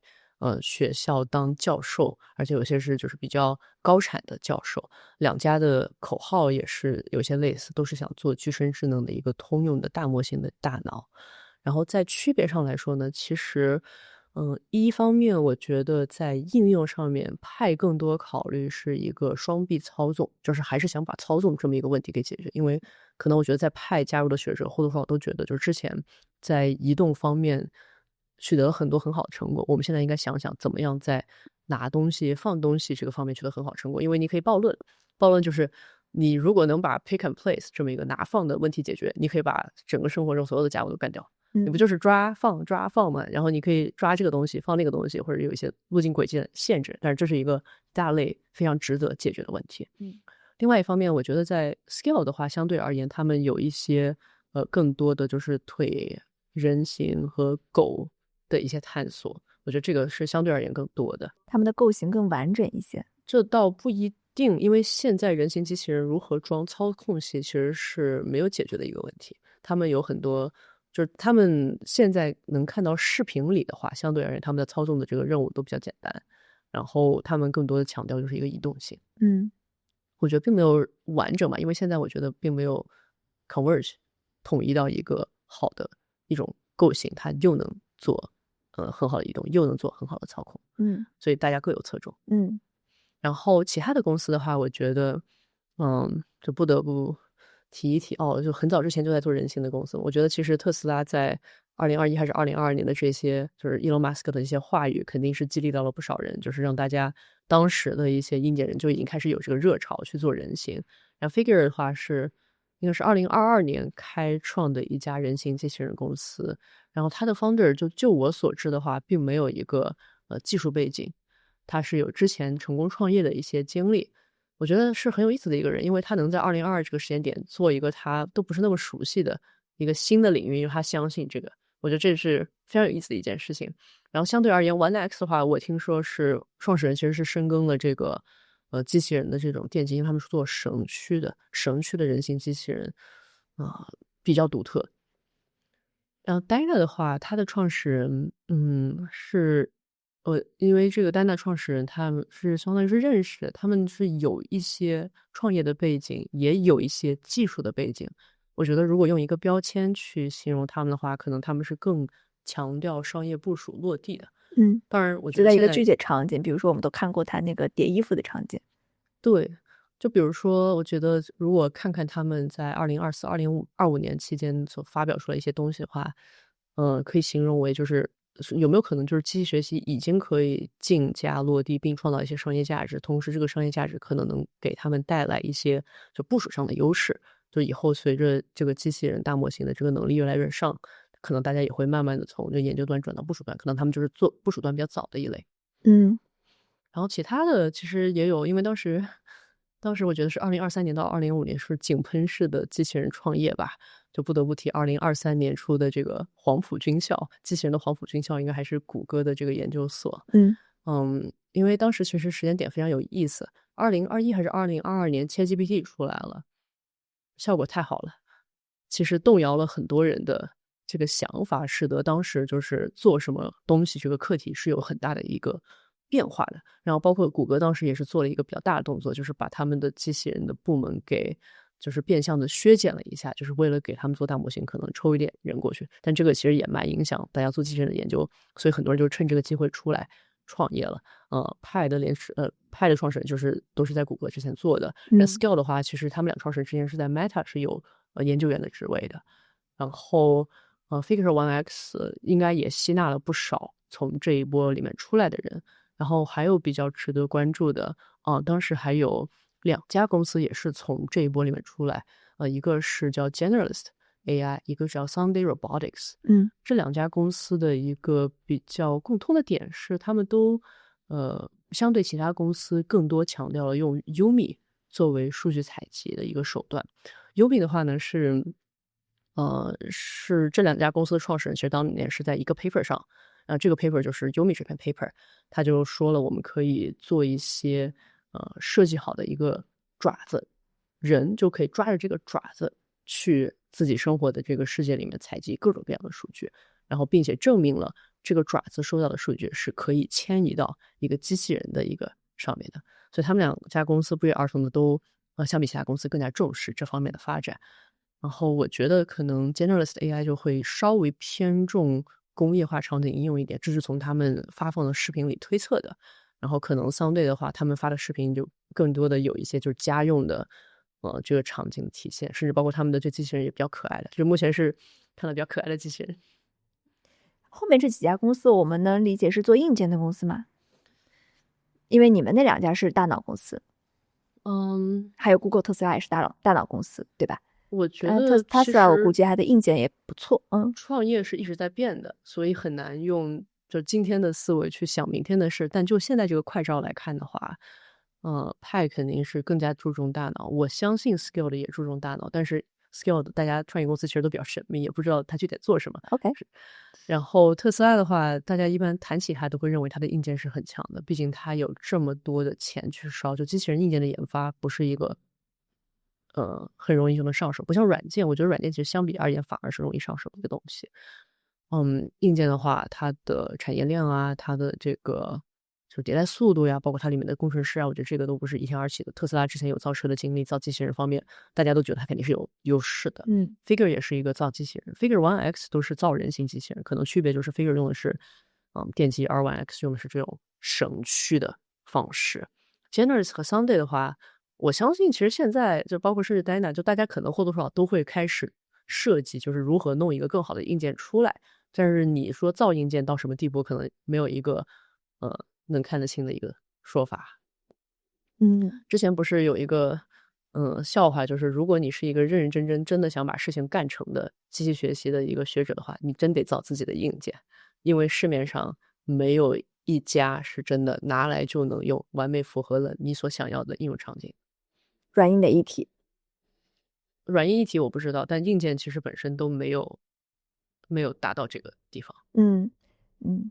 硬件我们等会儿也会着重来聊到。对，其实我觉得硬件有一个我的很简单的构想，就是到底有哪家公司能给我一台，我可以把它发到人家里去，我就有一个人在后面遥控它，但它真的能把我家里我想做的事情都做到，而且它不坏，它很稳定。我觉得如果能到这一步，才是算我觉得硬件的第一个版本才是真正出来的。因为我记得你上次跟我聊，还聊了好多，比如说花衬衫。Oh my god， 这是一个好好玩的梗。这个是波士顿动力的创始人 Mark，他在我脑子变成了一些二次元的画像。Oh my god，就是你们机器人行业的各个人物。对，他其实是一个非常有个性的人。他现在你去见到他的话，他就是一个白发老头，穿这个花衬衫。他其实一直在公共场合都是以花衬衫的形象出现，包括他给波士顿动力后面的 AI 研究所设计的这个队服，都是一个夏威夷花衬衫。但这个来源其实是他在年轻的时候，据说啊，谣传在当时那个年代做研究啊、交流啊，还是一个比较严肃、正经，就是不可有丝毫懈怠的事情。所以当时他这个人的穿着一个衬衫什么的，还是一个反正不太那么严肃的一个衣服去参加这个会议，就被别人讲了，就别人说了你怎么可以穿这样的一个东西，有点不太尊重。然后他从此以后我就要穿这个，而且要推广，让大家都可以穿这个。所以他现在的形象就是我觉得他是有一个叛逆精神在身上的。是不是还有一个非常飘逸的 Abhinav？ 刚才好像已经讲到了一些，就是 Abhinav 他思想非常的天马行空。他其实有影响，也有华人的学者是他的学生，现在也成为了比较知名的教授。王小龙他现在在 UCSD 做教授，他是 Abhinav 的学生。Abhinav 当时就挺有意思的，他做的事情就是感觉打一枪，然后你还没明白这枪是什么意思，后面才发现，哎，还真的有点意思。他就是一个天马行空的，就是你跟他开会的时候都不知道他下一句会说什么的这么一个人。会说什么让人很出乎意料的吗？对，他的思维就像是一个点的一个跳跃性的思维。这里面你有最崇拜的一个学者吗？我觉得我能够欣赏大家的优点，但是我还是比较崇拜什么游戏创作者、小说写作人。这个只是生活和工作分开。哪个是生活？我觉得人文故事，人文故事是生活。对，工作是一种优化，是一种很纯粹的，就是把大家的好给吸纳在一起的这种态度。你平时会跟比如说大模型的研究员有一些接触吗？你会觉得机器人的里面的人和大模型的人会有什么不一样？我觉得接触是肯定要接触的，我也能越来越多的感受到，确实要想把机器人做成，是得在一个团队的环境里，是得吸纳大家的所长，有各行各业的人加入才能把它做成功。而不同之处的话，我觉得比如说就这么讲吧，我们有个机器人，它收了一条数据，大模型的人可能就会想说，咱们收个100万条这样的数据怎么样？然后我们就可以拿到一个数字，然后有这个数字以后，我们就会让这个数字变得越来越好。然后作为一个更多搞传统机器人出身的人，我们可能会先想的就是这条数据长什么样呀？我要来看一看它的这个动作，它做这个东西，甚至包括它这个当时的硬件条件、硬件环境的这些设计，就是你能看到，就是相对而言，我觉得做传统机器人出身、机器学习的学者会更多的在意就是这种物理的动作，而大模型出身的学者呢，他们经常会比较飘逸的说，哎呀，现在这个信息好像不够全，他们想要加一条进去或者补一条进去。我觉得这个可能是你做很多次机器人，你会习惯了现代机器人的一些感知的一些系统，而大模型的人可能更多能跳出这个框架去思考，我们现在要什么样一个信息才能把这件事情做成。我们刚才说了很多创业公司，其实硅谷的大厂做机器人也很值得关注，比如说 NVIDIA， 比如说 Google， 是的，还有 Tesla。他们的 bet 有什么不一样吗？我们其实刚才顺着把每一个机器人公司的 bet 都有讲一遍。bet 我觉得我不能替别人公司讲，我只能讲讲我自己的 bet。但是从你能观察到的公开信息来说，我觉得特斯拉是专压人形吧，它应该是人形搞最激进的一家公司。因为就拿最简单的事情来举例，手这个事情呢，我有我的相信嘛，我现在觉得手是一个有了会非常好，但现阶段没有也没有关系，不是必要的。但特斯拉它就更加的强调说，我们要搞一个终极形态，我们一定要把这个机器人的方方面面做的都和人形差不多，他们是有很强烈的一个人形的一个信仰的。而谷歌，我觉得他们因为有自己的大模型 Gemini 他们做的比较成功的，比如说有多模态能力 ，Gemini 的多模态能力，比如说图像生成啊和图像修改，是现在大家都比较津津乐道，也会在日常中使用的。可能对他们来说，机器人也可以是这个模态的一部分，会给它这个模态提供一些就是空间感知啊、空间规划或者空间控制的一个能力。所以我觉得他们也许我猜的，他们在这个走机器人路径的时候，是更多是想着说机器人如何成为这个多模态大模型的一个部分。而英伟达的话，江湖的笑话就是英伟达做所有事情都是为了卖卡，所以他们有很多就是需要烧很多卡才能完成的一些项目，比如说像世界模型这样的项目。但是通过这个过往的经历一次又一次的证明，有些时候真的就是数据多了，卡多了，效果就上去了。所以大家也很期待，就是他们这样做能做出什么，就是可能一些计算力更大的一些更加简单粗暴也是一种美，我觉得。但是其实做的时候，可能每个学者也要发挥自己的一种设计的长处。在英伟达做研究会不会卡更充裕？我当然是这么猜的啦。OK， 在这种不同的重心和选择之下，每个公司它的不同的软硬件方案是什么样的？我觉得硬件方案大家多少不会那么公开的讲，你只能从他的视频里推测。为什么这个是更保密的呀？我觉得硬件其实我也不知道，但确实大家在公司工作或多或少都得遵循公司的一些保密原则吧。硬件是更保密的。我觉得软件其实也很保密，派应该算是一个比较独特的地方，就是在这里我们还是有一些学术界的影响，觉得要发论文分享啊、发表啊，也是你研究的一个部分。其他公司的话，就我目前的感知，觉得没有这么的开放吧，甚至包括派的办公室也没有那么严的安保，就是有的时候就可以带一些同行的朋友去看一看，跟大家介绍一下，就这种思想的碰撞。其他的公司我觉得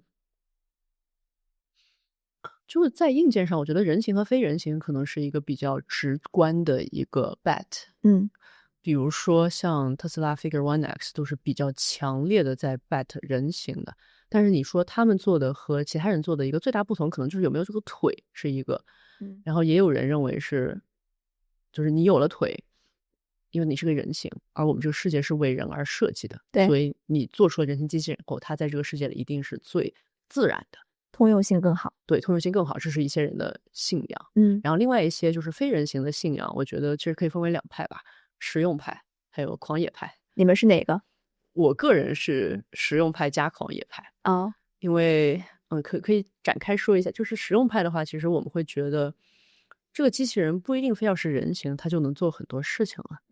对吧？而且人形的机器人的很多问题，也许别人可以解决，我们可以后面再跟上。我们现在觉得现阶段最重要的问题之一就是它的能力、它的表现、它的操控性的这个东西，它不需要一个人形，它就可以做。而且甚至如果你做得好的话，你已经可以去做这件事情了，在现实生活中去部署啊，做一些。所以我们对人形在实用的角度上来觉得，在现阶段没有那么的有必要。而狂野派呢，这就海了去了呀。你看啊，我们这么多年有车这个东西，车是有轮子的。自然界中其实没有这么一个东西，但其实现在车上或者大街上或者全世界那么多条公路，都是为了让车能跑得更好而设计的。就可能有一种信仰是说，如果真的是一个有用的一种形态的话，大家将来会为了这个形态去改变你所生存的这个环境，比如说适配，我觉得这个是可以成立的。并且狂野派他们为什么要有2只手？4只手好不好？3只手好不好？或者说你这个下面这个轮子，你好多轮子都可以，就是它可以充分发挥想象去想，就有没有可能就是有一种就是生物的自然界的演化链出不来的一个形态，它其实是最好的一个形态。然后你这个形态做了以后，因为机器人它是可以换的，你的手坏了可以换。我个人就是比较相信，也许就一个成熟的机器人的形态就是它的动态组装性，就有可能将来的机器人它就随时随地都可以把自己的身体的一个部件给换掉，换成一个更适合的东西，就像它的工具一样。对。所以你的实用派加狂野派是怎么回事？你想象中的构型应该是什么样的？现在想不了太多，现在就想把现在这个构型表现做好。因为派是要追求做通用大脑。对。那直觉来看，要做通用大脑，它就应该适配一个更通用的构型。而人好像就是那个最通用的构型，因为你也刚才也说到，就是现实世界各个东西都是为人来设计的。那为什么你们要选择是既要做一个通用大脑，又不选择一个人形呢？我觉得通用大脑的通用，大家可能有不同的诠释。做一个具体的构型的通用功能是通用的一种做法，而做很多构型都可以受益的一个大脑是另外一种做法。而且也没有人说，就是你做很多构型都能受益的大脑，它就不能在人形上面做，只是哦，就每是说你个阶段有不们希望同的重点。你们希望覆盖的构型更广阔，就没错。不只是人。没错，就是派 OK，的模型都是在不同形态的数据上面训练，并且可以在不同形态的机器人上面使用。只是现在可能，能看到的只是这么几个具体的构型，但其实没有放弃，就是说这个大脑得在不同的机器上面都能用起来。因为这个人操控的道理是一样，就是我作为一个人类，我去也要操纵一个机械，我不管是开车、开挖掘机，或者是去操纵这个腿怎么踢，或者说这个一个机械手他怎么去做这件事情，我都是由一个我的大脑去操纵这么多不同的构型。嗯，我觉得这个才是通用大脑最本质的一个定义，而不是说就是我去做了一个人形的大脑，它就是通用大脑。那是不是比如说做一个人形，在这个构型之下做一个通用大脑，人形的相对任务是更复杂的，你做完这个复杂任务，你可以泛化到其他的形态更容易呢？我觉得任务的复杂性是可以抽开好几个层面的。比如说人形，它因为关节多，所以你要同时控制这么多关节是有一些难度。但是你做的具体的任务，任务的难度我觉得和人形是可以完全不相关的。就像我之前说的，我们其实非常相信一个任务，比如说，就假设你要组装这个麦克风，这个步骤应该很多。你用人形来做，你用一个更加简单的双臂机器人来做，它都是完成一个很难的任务。我觉得在现阶段对我个人来说，完成这个很难的任务比你用什么构型更重要。甚至我个人觉得，你用简单的构型做出了一个更复杂的任务的话，将来你再去控制人形做这个应该会更简单，因为你更复杂的构型可以提供的功能可能是更多的，它的操控虽然难，但它的这个灵活度，就确实是有一些关节上灵活度的东西，它可能更简单。所以如果我能用一个简单的构型去做成一个非常复杂的任务，我觉得它将来能够迁移到人形的概率也是非常大。而像比如说 Skilled，它做的通用大脑是要匹配一个通用的人形，对吗？其实我们并不理解它这么多的技术细节吧，只能是从它的视频里推测。我觉得他们有很多，就是因为他们可能更相对而言更靠近商业部署一侧，所以他们有一些移动的需求，所以他们可能现阶段就已经开始做了一些人形和狗的这个东西。嗯。你看派其实，我们也有一些就最近的一些发布是说了，就是派有一些 partner，就是有一些合作伙伴的机器人公司，就包括之前也一直没有停止过，就是帮助合作伙伴的这些机器人，不管是不是人形啊，还是什么其他的形态，用上我们的这个大模型去做一些事情。嗯，因为现在我们管这些组织都叫 Frontier Lab，那你能不能讲讲在机器人领域，你觉得机器人的 Frontier Lab 的 Frontier 体现在哪里啊？哪些指标能够来描述这个 Frontier？我觉得前沿 frontier，方方面面啊，咱们要走的路还挺长的。我觉得其中一个比较切身感受的是这个 evaluation 吧，就是评估。嗯这个问题其实我觉得 NLP 是走过这条路，自然语言他们当年就是生成了一段话，叫你来给它打分，你怎么打分，也是一个不容易的事情。但是在机器人这边呢，就更加糟糕的一点就是，你还得在机器人上跑，你才能知道他做了一个什么事儿，你才能给他打分。就不光这个分有点难打，而且你还得受到这个机械这个物理的限制。很多时候呢，就是只是一些变化什么的，可能你自己不知道，然后它就会影响你的这个模型表现。我相信就是在最终的成品那个阶段，应该是不太怕这些细微的改变，或者说一些，比如说你要拿这个杯子，对不对？假设我们现在做这个任务就是拿这个杯子，你把杯子放在这个桌子的任何一个地方，是一种这个扰乱它的一种方法，就是看它是不是每个地方都拿起来。你还要看这个不同的光照，你还要看不同的背景，你还要看这个桌子高度，甚至是可能不是一个桌子，而是一个柱子杵着，你能不能拿起来，或者这个杯子它有自己的角度，就是有这些无穷尽的一些就是初始条件，很有可能就是都会影响到你最终的表现。所以你在评估的过程中，你是希望能够把这些东西都给评估出来，但现实生活中呢，你又你又不一定能够那么的好的掌控，所以评估现在是一个问题。评估的问题就直接导致了你对前沿的一个认知，就不像其他的领域，它是有一个英雄榜一样的存在，就是我们现在发了一个超级大的数据，每个模型都来在这上面跑一跑，跑马场，看看哪个赛马谁是第一名，你是能够比较主观比较客观清晰的看到在这么一个事情上一个确定的结果。而在机器人谈论前沿比较难的一个原因，就是因为这个评估太难了，导致你很难就是彻底的去评估它。就包括每一个公司，我相信内部都有一个评估的一套东西，可能这些东西就是你的注重点，它的注重点都不一定一样。但是退一步讲，我也觉得这个是暂时的吧。我觉得最后做出来的应该是不会太担心这个事情，可能现在大家还在探索怎么样做得更加的鲁棒和宽泛。嗯，所以现在这个 frontier 还是很难定义的。我觉得可以看到一些算法，可以看到一些算法的表现，就是怎么说呢？可能是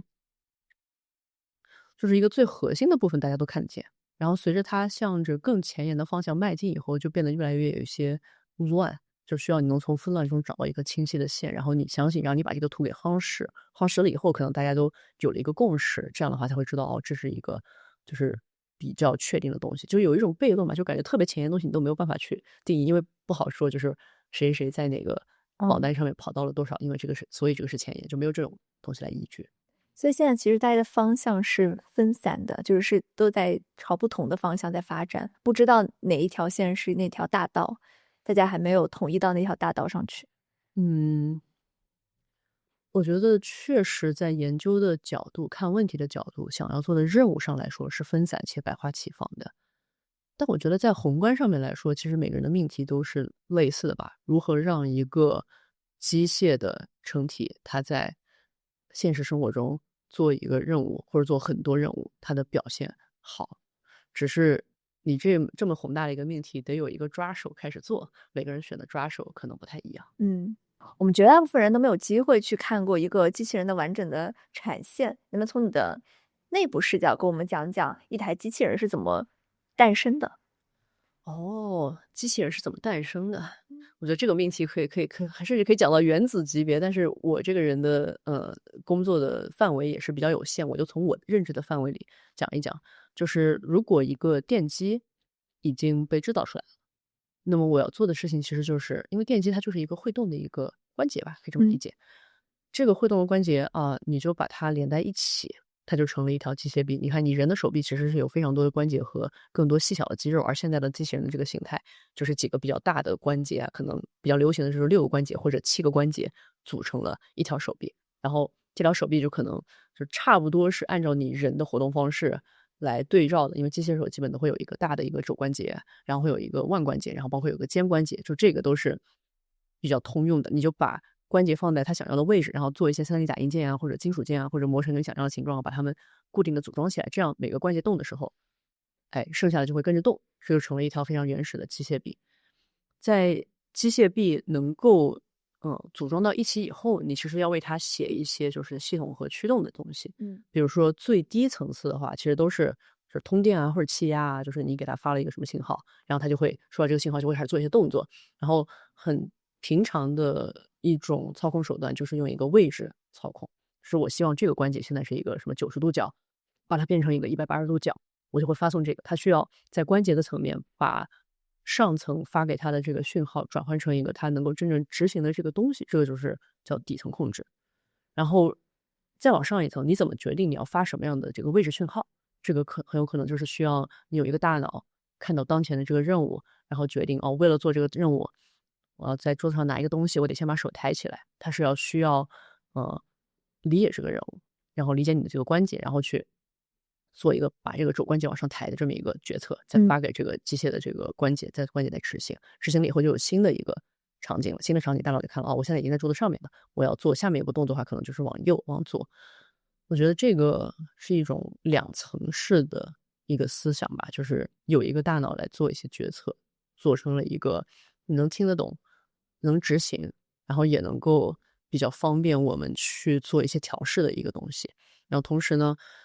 它也有一个更底层的东西，去把它翻译成一个物理世界更原始的一个东西。嗯，那接下来我们来讲讲派的工作和你在派的工作。嗯嗯，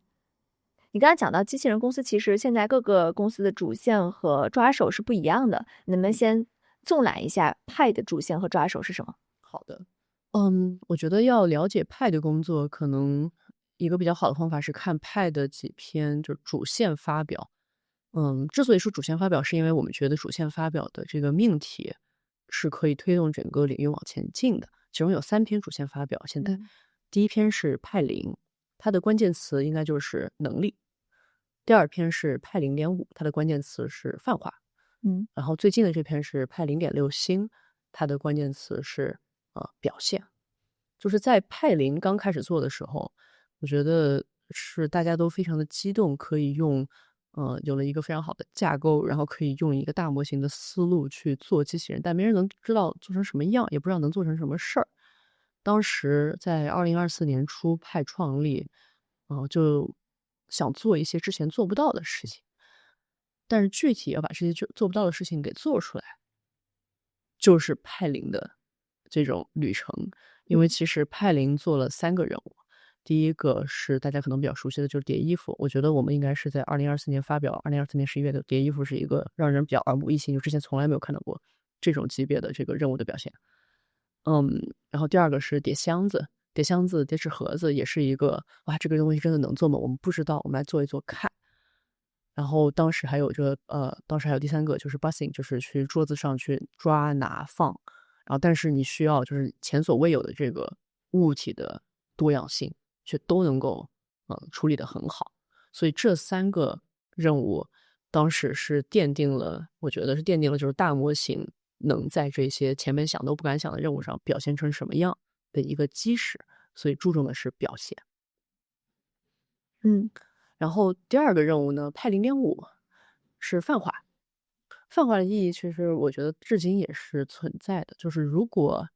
你大模型训练出来以后，一个机器学习的根本问题就是这个所谓的 in domain 和 out of domain， 就是你是一个数据内的和数据外的。如果你训练好了以后，只能在数据内的这个范围里表现得好，打到数据外里面就没有用的话，那你这个影响不就很有限吗？所以就很强调这个泛化。就假设你做了一个任务，它是在这个房子 A 里面收集的，你把它放到一个房子 B， 放到房子 C， 或者说你要探索，就是你要多少个房子，100个房子，1000个房子，你在这些房子里都收好数据以后，你才能在第10001个房子里面得到一个很好的效果。所以派0.5的出生，我觉得是想要探索，就是我们的大模型能不能够泛化，并且泛化的一些条件是什么。同时当时因为派0和派0.5之间也是有一些其他的发表，可以我们等会儿再说一下，就提升了大模型的一些表达能力啊和分层能力，使得它能够实现这样的一个泛化。所以当时我们是在很多 Airbnb 里面收集了数据，到这些别人的家里，这个因为是走出去了，就不是我们控制的一个办公室的一个场景，不是谁控制的一个工厂的场景，而是真的就是杂乱无章的别人的家里面去做了一些日常的任务，做了这么一个数据收集，并且研究就有了这些数据以后，到新的家里面表现会是什么样。当时一个比较令人振奋的一个点，其实是大概收了，应该我记得 paper 里写的应该是有100个家，然后你再试试把这里面的这些家给去掉，你看你去到什么地步，它还有增长。就是我们感觉这个曲线是放缓的，就是可能你不需要真的在世界上所有人的家里面都收了数据以后，才能在他们家里面干活，你只是有一个数字儿，你可能收到那个以后就可以了。就是我们觉得这个是泛化比较令人振奋的，就是你 in distribution 这个数据内是有一个尺寸的，达到这个尺寸其实或许就够了。派0.5的标题好像很有趣，叫开放世界泛化模型。是的，这是 Survey polish 过的标题吗？标题其实大家，我怎么觉得 Chelsea 是出了这个标题的？Chelsea 出的。对，但是每一篇 paper 你看应该都有一个科幻小说的一个引用，这都是 Sergey 写的。派0和派0.5是什么？派0和派0.5的科幻小说的引用嘛，我不记得，这个只有 Sergey 记得。然后后面到了派0.6，这也是一个我觉得我们 field 需要回答的问题吧。表现就是又回到之前的这种，如果你做什么东西都可以，但做什么东西都比较半吊子，那么这个模型的用处究竟是什么？所以派0.6的出现其实就是想回答，假设我们现在真的想做一件事情，就想把它做好，我们到底怎么样把它做好，随时提升这个表现。而且派0.6，我觉得这也是就是我参与非常高的一个项目，因为我们是强化学习的团队，这个是我们的第一篇工作发表出来，强调了很多的方法上的简洁性，但是在最后的表现上，更多的是强调，如果有一个智能体，它差不多可以在一个任务上做了的话，你就去收集它的体验数据，让它在真实世界中去收集它的体验，把这个数据放回它的训练池中，它其实可以达到比你之前那些固定收的数据更好的效果。我觉得它对于我们数据收集是有相当大的启示意义。什么叫体验数据啊？就是他自己去做的这件事情收到的数据就是平时我们收这个真机数据的时候，是有一个手臂，比如说我这样一个手臂，我就给你看在这个桌子上面，我简单就可以通过咬操纵就让它干一些事情。你收到数据的其实是就是这么一个机器绑在这个桌子上，然后做了一个任务，它其实可以不咬操纵，它可以让它自己去做了以后，它可以把这些数据都收集起来，就是数据的来源其实可以很宽泛。我觉得之前其实很多人会说，就是我们机器人领域都靠人来咬操纵的话，这个数据收集又慢又不好。我觉得是可以再提升一点，但确实是有这么一个隐患，就是以后可能不能够完全通过这种方式收到所有想要的数据。我觉得，经过派06这篇项目以后，我们也有了很大的感触，觉得机器人自己的数据也会可以非常的强，因为它的起点是人给它设置的，但是如果要超越这个起点，还是得机器人在环境中去动作。包括我个人是比较bullish，就是比较暴论的坚信，就是将来机器人的价格就是应该又便宜，然后又方便，很有可能就是很多人现在对于数据的一些就是担忧，在时间的长河里其实都不重要，因为你可以让机器人这么多的机器人在部署的过程中收的数据都拿来为我所用。哦，是吗？派06是一个基础模型，这个星号的意思是你把最后的那个成品，就是你的这些数据放回了你的模型之中。但是真机收集数据不是说很贵吗？如果你可以自己，叫 roll out， 你不就相对便宜了吗？就是真机数据贵，我觉得分为好几个方面，对不对？一个是你首先有一个真机平台，然后你要把这个真机平台放在人家家里，你还要维护这个真机平台。同时呢，你还要雇佣一个人，让这个人来做一些任务，同时还要跟这个人做交流，还要做有些规划，就是一个非常复杂的一个管理的一个问题。但我觉得，就是如果机械的价格降下来的话，就在这个过程中，我个人认为现在的比较大的大头其实是管这个人去收到你想要的这个数据。但如果你可以把就是数据的操纵源这个给放在一边，而是换上你已经训好的一个大模型，让大模型在这里跑，其实你数据的成本应该是能降很多。硬件也需要降低成本吗？硬件我觉得永远都是可以再便宜一点，然后现在再已经是便稳定一些。宜的对了。现在比起5年前肯定是便宜了很多的。所以关于数据，我也听说，就是错误数据其实是好数据，就是错误之后再纠错的数据。我觉得这个是动作的一部分吧，是 task 的一部分。就是这个思想其实是大概是在最早的这个模仿学习里就有很多。模仿学习的一个很严重的问题就是积累的错误，就可能每一步骤的微小错误不断的放大以后，会让机器人到达一个他完全没想过的一个非常糟糕的情况，这个是人收集数据中不会碰到的情况。而一旦机器人进入到这个情况以后，它有可能就不知道该怎么样修正它的路线去完成这个任务。这个技术问题是有一整套的这个修复方法的，因此很多人收数据的时候都会很强调说，我们不光要收一个完美的人的数据，同时也要收很多就机器人进入到了一个不好的情况以后，怎么样修复，怎么样继续去完成这个任务的这种修正数据。确实修正数据对于一个机器大模型的表现很重要，但是再次强调，就是修正数据也可以通过机器人自己跑来收，这就是强化学习的一个比较本质性的东西。现在机器领域关于数据问题，大家有人相信真机数据，有人相信仿真数据，你持有哪一派观点？黑猫白猫抓到老鼠就是好猫，什么数据真的好用就相信谁，而且是一个 practically 的好用。就比如说最本源我是相信真机数据的，但确实我们要承认真机数据的价格在现在这个阶段比下数据要贵。但是如果你用就假设你有个 budget， 你有一个10万美金，你用这10万美金收多少真机数据，你用这个10万美金收了多少就是仿真器的数据，可能数字的量是不一样，因为 budget 是固定的，输的量是不一样。但是另外一方面就是数据的质量、数据的意义，数据谁能够让你这个模型做得更好。我个人觉得，如果你只有仿真数据的话，你应该不太好做有一些任务。如果你因为它没有数据的话，去 sim to real gap。我觉得不光 sim to real gap，甚至 simulate 的场景很难的。比如说你要用仿真去做一个叠衣服的仿真，这应该是依然是一个半前沿问题。半前沿是因为我现在没有看到一家能够做得非常好，就是谁在仿真器里面做好这个训练以后，加一点点真机数据就能让它表现很好。我觉得现在不在这个地方，但是也有一些人认为这是可以达成的，所以他们在积极推动这种前沿，所以是一个半前沿吧。就是谁也不清楚会不会2-3年里有人做了，真的把它做通了，它可能就是一个非常强有力的一个说出去的一种方法。但现在2026年的快照，你要是想做一些跟软性、柔性、衣服、摩擦力，还有这些就是就是 viscosity， 就是这种物理性质非常复杂的东西，你在仿真器里面其实你可能都没法搞出这么一个仿真器来，所以你都没法收这个数据。就是我觉得是要非常强调 practically， 就是你到底能收到什么样的数据去思考，而不是只看我们有1000万个小时的数据，我们怎么样，很有可能你这1000万小时数据都是 garbage 垃圾数据，那就没有什么用的。对于叠衣服这个场景，是不是真机数据更好用？那它是可以采集的，就是你说的体验数据。我觉得现在相对而言，叠衣服最简单粗暴就是采真机数据，甚至包括你看到就是我们都有开源模型的，就是我们开源模型应该是也有一些叠衣服的能力在里头的，你也可以拿它去作为一个数据的起点，都是可以的。但你要做的是一个通用大脑，而不是这样就是实现一个场景任务的，因为场景任务其实你做强化学习就可以了，然后你通过采集真机数据，而且这个场景是相对固定的，是有限的，就是这是一套可行的流程，但它不是全部的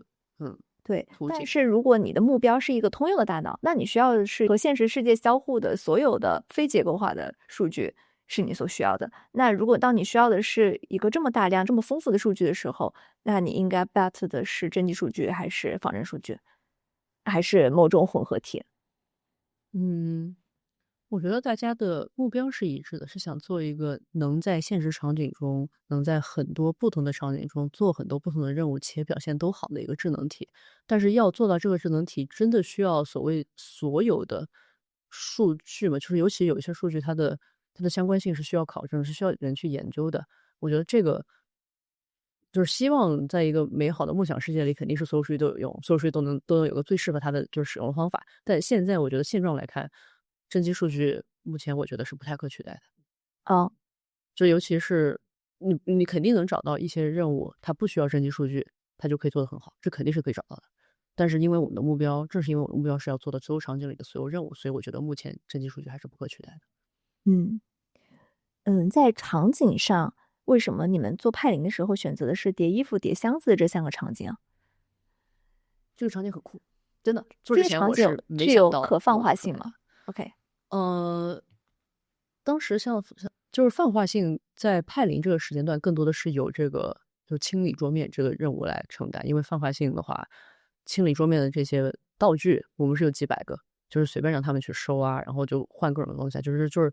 发挥他们自己的，就是收数据的这些人自己的想象力去搞一些这个事情。然后当时我也参与了，负责这边的一些策略的设计。然后其他2个任务的话呢，首先是有泛化性的，因为泛化性它也不是一个单一的标准，它是有很多不同的细节。其中在叠衣服这个任务上，你看就是衣服它的状态是千千万万的，对不对？你这个衣服上多了一个褶，那边衣服拐了一下，这其实都是一个不同的状态。你收到的状态不管怎么样还是一个有限的数字，你没有办法去覆盖所有这些衣服可能的状态。但你如何保证你还是能把这个任务完成，其实已经开始需要一些泛化性了，对吧？然后其次就是你还有不同的衣服，对不对？这是一个红色的，那是一个绿色的，就这些不同的衣服也是一种泛化。甚至包括就是后期我们在做的这个派06星里面的这个更多衣服的叠，就是开始叠不同种类的衣服，就它是也另外一条泛化的一个标准。所以我不认为这些任务没有泛化性，只是他们探索的泛化性是不一样的一个东西。因为当时不知道他能不能做出来这些任务的一个原因，就是因为知道叠衣服可能会遇到各种各样你不在数据里的一个情况。你说你能不能就是做好它？你可以这样想，就是前面这个衣服不管它是什么衣服，我第一步其实都是要摸到它，但是你怎么能保证你的模型做到这个事儿？你还是得上去你看一下，它确实能够去开始叠。你刚刚也说到，每个公司现在的评估都是不一样的。作为派来说，你们的评估是什么样的？哪些指标来评估？你们还确保你们在你们的主航道上？我觉得指标又快又好，肯定是 abstractly 抽象的说，就是我们的目标。但是评估要需要一个数字的话，你看派06星里面就提出了 throughput，就是固定时间内的成功的量。我觉得这个可能跟我现在的思想就比较相符，因为这就是我们提的嘛。就是希望你在做任务的时候，考虑到你到底花了多久时间去完成这个任务，这个任务完成度究竟是好不好。甚至包括其实也有一些更加细分的，就是一个任务的成功和失败的定义是我们就是有打磨过，就是想，因为你一个人在做任务或者要一个机器人做任务过程中，你是有很多隐含的含义，就到底怎么样去保证你最后的大模型能够完全的理解人的意思，我觉得也是一个开放性的一个研究的课题，就是他做任务真的是人想让他做的这个任务。而这个派06星里面的这个 throughput 比较好玩的一点，就当时就是其实是有个目标的，就是开项之前是有这个目标，就是我们的研究员，肯定是比不上我们的数据收集员在做这个任务上，因为数据收集员他们非常习惯了用这个机器人，我们就问了，那我们能不能做一个机器人比这些数据收集员其实说东西要快要好？最后我觉得是起码在第一步这个任务上是确实是 clearly 的达成了，就是最后这个机器人的表现是超越了他一开始的这个人，即使是最好的数据收集员的这个起点。你觉得派的工作，其他工作还有什么值得讲的吗？派的研究其实是业界公认做得非常好的。我觉得中间有一些研究也非常的有启发性。我觉得做研究这个事情其实就是不停的，前浪拍后浪，前浪死在沙滩上，但是你能够打一条浪出来，还是很有启发性，可以为后浪做很多贡献。比如说你看派0到派0.5中间是有2篇我觉得很有意思的工作放出来的，一篇是这个 FAST，它是在研究了，就是从一个大模型训练的角度上来说，你现在要去预测一个动作，怎么样表达这个动作，就是动作有没有一个很优化的表达空间。所以 FAST 这篇 paper 呢就提出了，我们之前用的这些这个扩散模型 diffusion policy， 他们的表达是这样的一种表达，但其实它可以去学一种表达动作的一个方法，然后发现如果大模型就是在这个空间里做预测的话，它会有一些性能上的提升啊，还有一些方法性的保证啊。所以这种也是一个非常重要的一种技术性研究。然后另外一篇 paper 当时是叫做 Hi Robot， 就是想的是人和这个机器人的交互，就是人可能会说一个语言去让机器人去完成，但机器人如果只是一条到头，就彻底端到端的话，很有可能在一个长达10分钟的任务里，它会有一些迷失，它不知道现在该干什么。所以 Hi Robot 就是第一次开始就是非常正式的说，这个应该是一个分层的，就是有一个比较高层次的这个 policy， 它会去把你说的这个任务转换成一个更加具体的、可执行的、更短一些的小任务，然后再就这个比较低层次的这个执行端，就他们俩其实都是在同一个模型里，但是给这个模型进行了一个输出的分层。然后在派0.5到派0.6星中间应该有不少发表，但因为当时我在忙着搞这个派0.6星，可能有一些疏漏的地方。我觉得，现在回头来看比较有意思的几个发表，分别有这个 Olympics。Olympics 这个发表呢，是我们公司的一个内部的一个好玩的活动，就是会不定期的让研究员和数据收集的员组成小队去玩一个奥林匹克，就看谁能够操作机器人去做一些很难搞、很想都不敢想的一些任务，因为毕竟是人在操作嘛。其实这个可以非常大程度的去推这个 boundary，就是推你现在不说什么大模型，你就让人来操纵，它能够操纵完成什么任务，能不能把你想到的所有任务都真的完成？因为你人手能完成的话，机器人能不能完成？我觉得这是一个非常好的一个活动，所以我们当时就从这个活动里诞生了，就是奥林匹克这边 paper 也是有专门的负责人去思考，就是如何完成一些之前别人提出过的，就是觉得对机器人非常难的，并且在用人操纵数据完成了以后，再让我们的大模型去做去学习，然后发现取得了就是成功的完成了一些大家之前觉得会非常难的一些动作。然后还有你们完成了什么动作？这里面有什么好玩的？我觉得比较好玩，因为我这个人很喜欢这个高精度的任务嘛，就是拿出一个钥匙，然后去开这个锁。的这种任务，同时也是有一个什么，我觉得有个开门这个任务，其实我就是刚刚我们在做硬件的时候，我也是就是头几个就是赶紧去尝试一下硬件它能做到什么地步的人，当时我就觉得开门这玩意儿真的是太难了，我在那好像搞了20多分钟，我才终于想明白我怎么样用这个机器人的这个形态去让它开出这个门来，但是这边他们就可以做了以后发现，哎，其实首先这个策略是可以优化的，并且这个策略优化过以后，机器人是可以成功的自主去完成的。这也是一个我觉得就是说起来好像也没那么难，但绝对没那么简单的一个任务。然后派0.6星到现在的话，我们应该是正在一系列的发表过程中吧。这个上次刚刚发了叫做 Partner。因为我们希望做成一个通用的大模型，它是可以在很多不同的场景和不同的机器人上跑的，所以派也是有一些和其他的机器人公司的合作的。在这个 partner 的这个 release 中就谈到了我们和这个一家叠衣服的公司和一家这个打包的公司的合作，就是他们跑的其实都是我们训练的，或者说用了我们的这种东西的一个大模型，在他们这个更加贴近商业落地的一个场景。就你也看到，就是我们公司自己目前没有很多这种商业落地的这个想法，但是其实有在帮助其他已经在商业落地机器人公司去做他们的事情，也是在变相推动我们的这个研究的前进。并且我确实认同，就是这个 partner 的方法是有在就触碰了一些机器人的本质问题吧。你看，从我们开始搞机器人研究的那个时代，哇，你干啥事儿都是你要知道找谁，而且他会懂，你才能开始做。就是你写个软件，现在是分分钟的事情。你上网问一下 ChatGPT，然后可能这个 AI agent 或者 Cloud 就帮你写很多东西。就是你作为一个开发者，作为一个研究员，你有很多的这已经做好的事情可以供你驱使。而机器人之前，我觉得就是不管是硬件的造，还是软件想让它做一个差不多像模像样的东西，都是非常复杂的。我们可能是希望在以后，就是你这个人买了一个机器人的一个硬件的一个乐高玩具拼装以后，你可以直接插入我们大模型，它就可以做很多事情了。是希望把这个从机器人从零开始做到就是第一个 sign， 中间时间给缩短。我有一个问题啊，因为你提到你们的硬件有很多的 partner。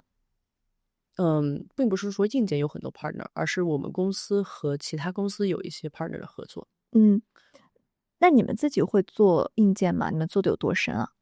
这个有一些内容不太方便透露，但是我们在派06星中使用的这个硬件，其实是我们自己弄的一个硬件，它有优化一些，就是不管是稳定性啊，还是就是方便这个任务。比如说，其实你看到就是大家现在批评夹爪，批评这个简单手机器人就会说了，这个简单的手，你抓杯子，你不会把杯子抓破了吗？但我们为了做这个咖啡机，我们就把我们做这个机器人，它是一个可换的，带一点可换的这种夹爪，就为了做咖啡，你是需要另外一个夹爪，它其实成本都不高，然后换起来也很简单，但是你是有这种研发以后，你才会感觉到，就是什么是一个比较本源的问题，什么是一个其实很简单就可以解决的问题。因为我问这个问题是，我知道有的机器人公司，他们为了就是做一个更通用的机器人，它会让它的硬件为了软件优化70%到80%，硬件会一直在为软件去做优化。你们会这样做吗？我觉得硬件与其说是为软件优化，不如说是为最后的任务和这个表现和能做什么在优化。我觉得这个应该大家都在做吧，因为确实市面上没有一个已经定型的结束了的硬件的形态可以停止这种优化，因此我觉得大家应该都在不停的去干这件事情。有人说派在机器人领域其实就是想要对标 OpenAI 在大语言模型领域。如果这样对比的话，派现在发表到了派06星，你觉得它能对标 GPT 几啊？这个问题好难回答哦，因为我确实认同，我觉得派的一部分的 goal 是成为一个 robotics 界的 OpenAI， 成为一个通用大模型的创造者。至于我们现在大模型发展到哪里了，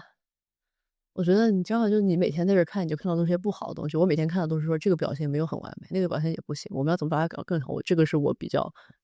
每天日常里会想的东西，或者说就是本源的想一些，就是这个模型是不是还有一些大的变革，才能达到我真正想要的一个效果。所以我觉得我们还没有到，但我觉得我们对，但我觉得我们在靠近了。你觉得什么时候能到 GPT-1啊？我觉得其实因为起点不一样，就是 NLP 的起点，我在2017年刚读博士的时候短暂的做过一阵子 NLP，哎呀，当时可好笑了，你知道吗？我当时在想说，这个自然语言生成感觉不太行呀，这个我这么训练出来的东西，天天就在那就叫他写莎士比亚嘛，他就天天在那啧啧啧，因为这是一个概率学上最容易 predict，最容易预测一个单词，他在不停的预测这个单词，就天天就跟我说啧啧啧，我说这没用啊，这不行。然后人家跟我说他们在用强化学习做这个大语言模型，我就说强化学习也很难搞的，你把这个特别难搞的 A 和特别难搞的 B 合到一起，你这能做成功吗？我完全不懂，完全不懂啊。然后到了19年、20年，别人就做成功了，就说这个你看做的多好。嗯当时就能够感觉到问题是有一些不一样的吧。当时我从自然语言转换到了机器人，觉得第一，自然语言里面你可以生成很多文字，你怎么给这个文字打分？怎么知道什么是你想要的文字？很难。所以当时觉得自然语言做强化学习会很难，就是因为觉得这个打分太含糊了，不是那么的清晰。当然后来有很多就随着更多的数据集的出现啊，他们也不断的建立了新的标杆，所以他们这个标准可能会有那么一阵子逐渐变得清晰的过程。然后另外一方面是觉得当时做机器人好玩儿，因为机器人可以做很多 task，很多任务，这个任务都是你可以拍脑袋想一个新的任务，然后它做。我觉得这个乐趣是，机器人里面一个非常 tricky 的点，因为自然语言很多时候你可以用语言去描述你想让它做的这个任务，对吧？你可以说我今天有个问题给你，我想你给我写这个代码，然后你可以不断的去补充。就自然语言的这种跟智能体交流，你想它做的事情是什么事情，是一个非常天然的一种交互方式。而机器人其实我觉得在这个 VLA model 出现之前就没有很天然的这种方式，即使现在 VLA model 出现了，我们也是在探索，就是为什么就我是一开始完全没有用过 VLA model，然后现在其实反而是有一点欣赏 VLA model，就是因为如果我跟这些 cloud agent 的提的很多要求都是用语言来表述的，那我是不是我跟机器人也可以通过语言来提这个要求？嗯然后这个语言的要求就会影响到，就是你，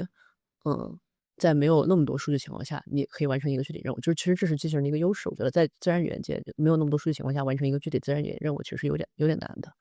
我们现在就相当于是在数据量与对方这个业界完全无法比拟的情况下，其实你已经做了很多东西出来了，所以我觉得这是一个非常有意思的点。嗯。如果我们往后推演一步，你看今天的大模型发展，这些模型公司慢慢都变成应用公司，因为大家发现模型是商品化的，它会慢慢的统一和同质化，所以最后大家构筑商业化的不同和护城河都是通过一个不一样的应用来进行选择。我觉得如果放到机器人这个领域来，是不是今天你们出发可能是一个通用大脑，但慢慢可能也会做成不一样的产品形态，然后每个公司的带的产品形态是不一样的。我觉得也许会。我觉得大模型现在是依然有很多的竞争，在竞争中刺激了很多的研发，刺激了大家对一个更好大模型的追求。我不太确定，就是像 OpenAI 的这个产品，难道就不能拿来做写代码了吗？以前也是可以的，我不知道他们现在研发的哪一步或者怎么样。只是最近可能大家都是在用 Cloud Code 这么一个 AI 工具做代码，但是他们因为都是一个多功能的大模型，我觉得没有任何事情告诉我是他们根本上做不了这个东西。只是你说的这种就是产品形态开始发现了一些分歧，分化，我觉得也许是可能的，但也许一种可能的形态就是有一些人是专门做大脑，还有一些人他们专门做就是这个场景的商业化和为了这个场景的商业化所做的很多事情，甚至他们最后也可以插入这个别人公司的大脑，所以这是一种可能存在的形态。你觉得机器人会出现一个独立于大语言模型的独立的大脑吗？据我所知，大部分的团队还是在基于一个多模态模型上去做后训练，做一个机器人大脑。你觉得一个独立大脑，就是说要专门的为机器人大脑去做预训练、中训练、后训练，它是一个自闭环的完整体系吗？我觉得是有可能的，但同时可能也有一派人的认为是说，所有这些东西都可以归到一个模型吧，而且这个模型还没有被创造出来。我觉得从这个角度上来说，确实就是如果有一天就是有这么一个模型，它能拿到所有的我们能想得到的模态和做这些自动化上的必要的任务，不管是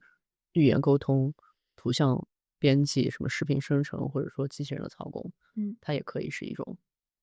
可能性。那个时候也许机器人也在训练里了。从你们内部看，现在看到 scaling law 的迹象了没有？我觉得 scaling law 是一个非常 tricky 的话题，因为 scaling 也有很多，就像泛化有很多不同的衡量标准一样，scaling 也有很多不同的衡量标准。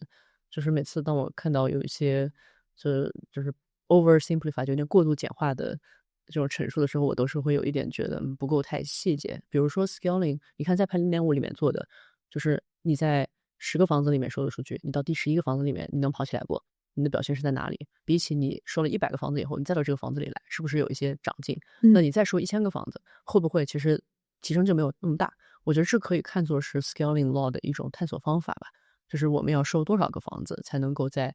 下一个新房子里取得一定的成果，同时你收过多少个房子以后，这个新成果可能就不能就是提升就没有那么明显了。我觉得这个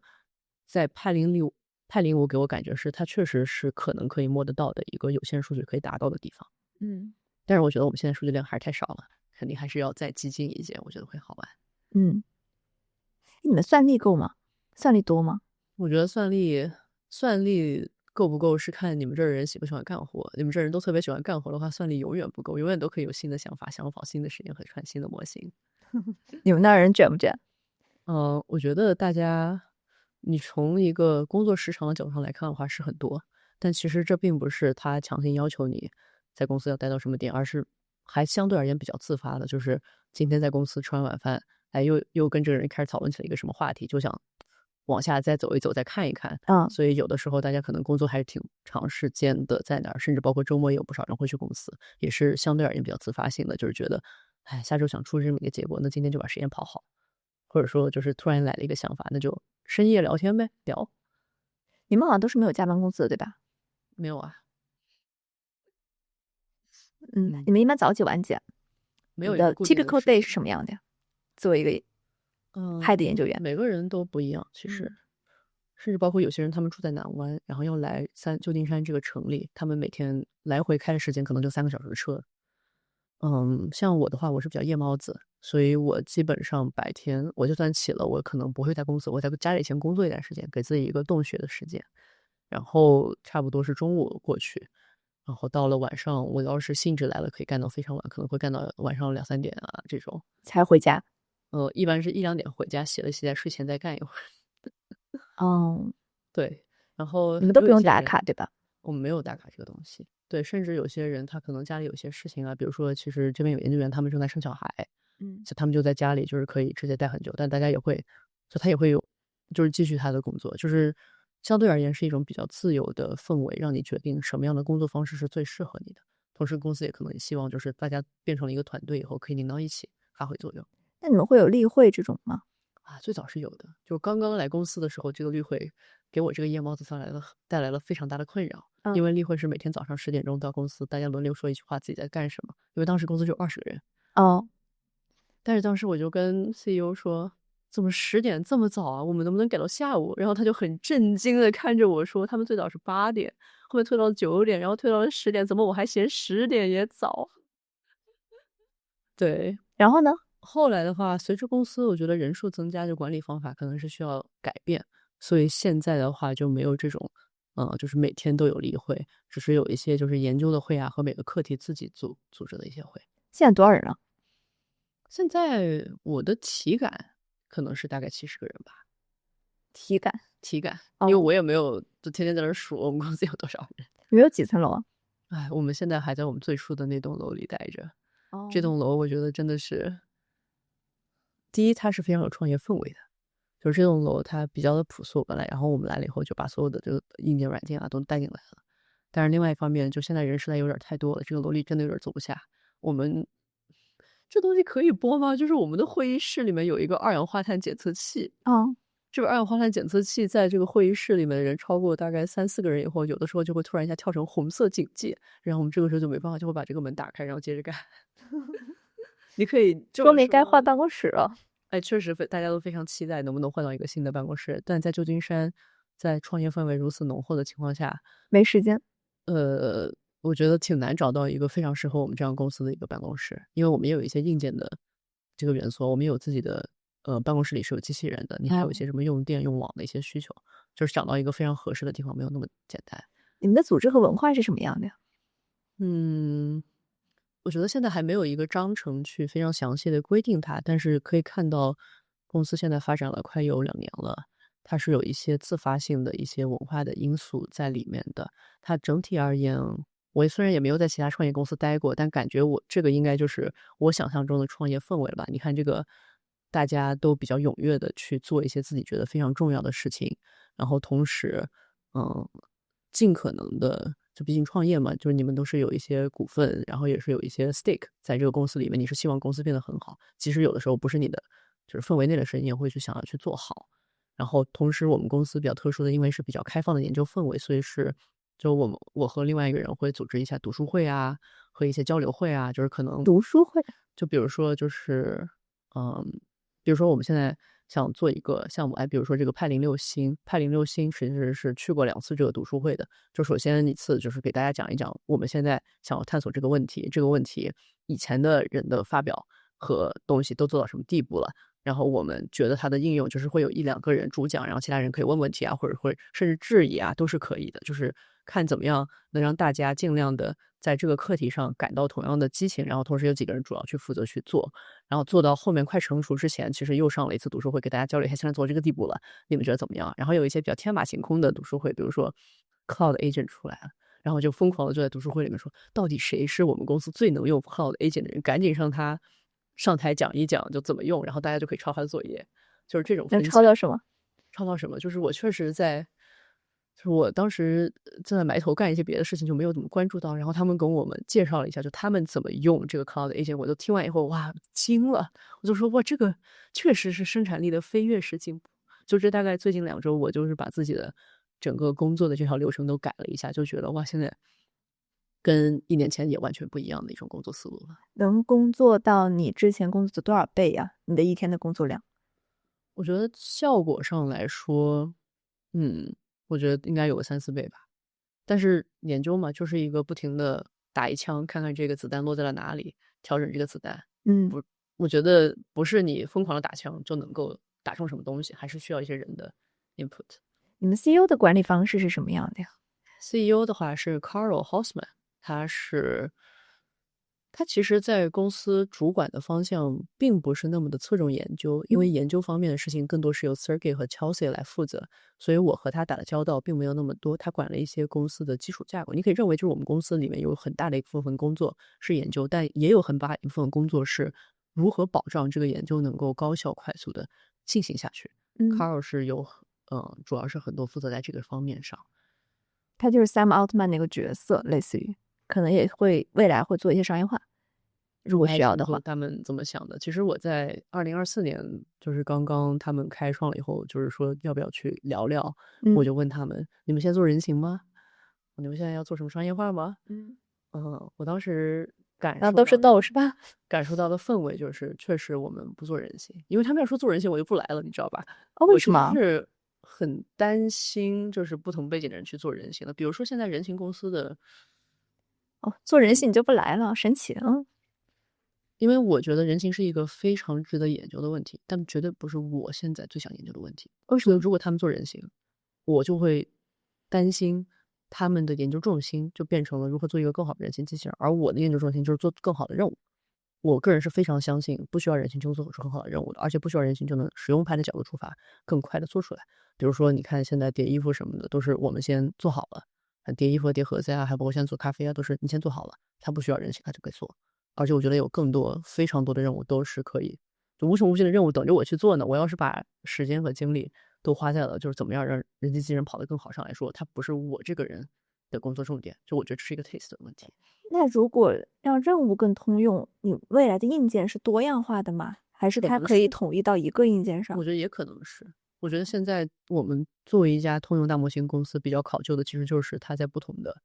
机械上的表现，它在不同的具身的上面的表现。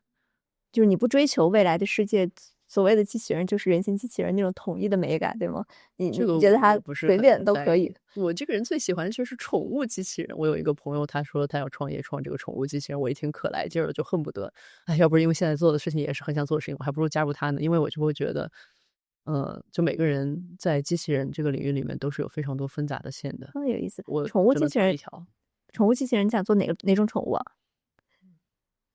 什么宠物都想做，宠物实在是太可爱了。我觉得这是人文的情绪价值嘛，就大家活在这个世界上的一些意义，我觉得陪伴是一个方向。说了很久派啊，你当时为什么加入派啊？当时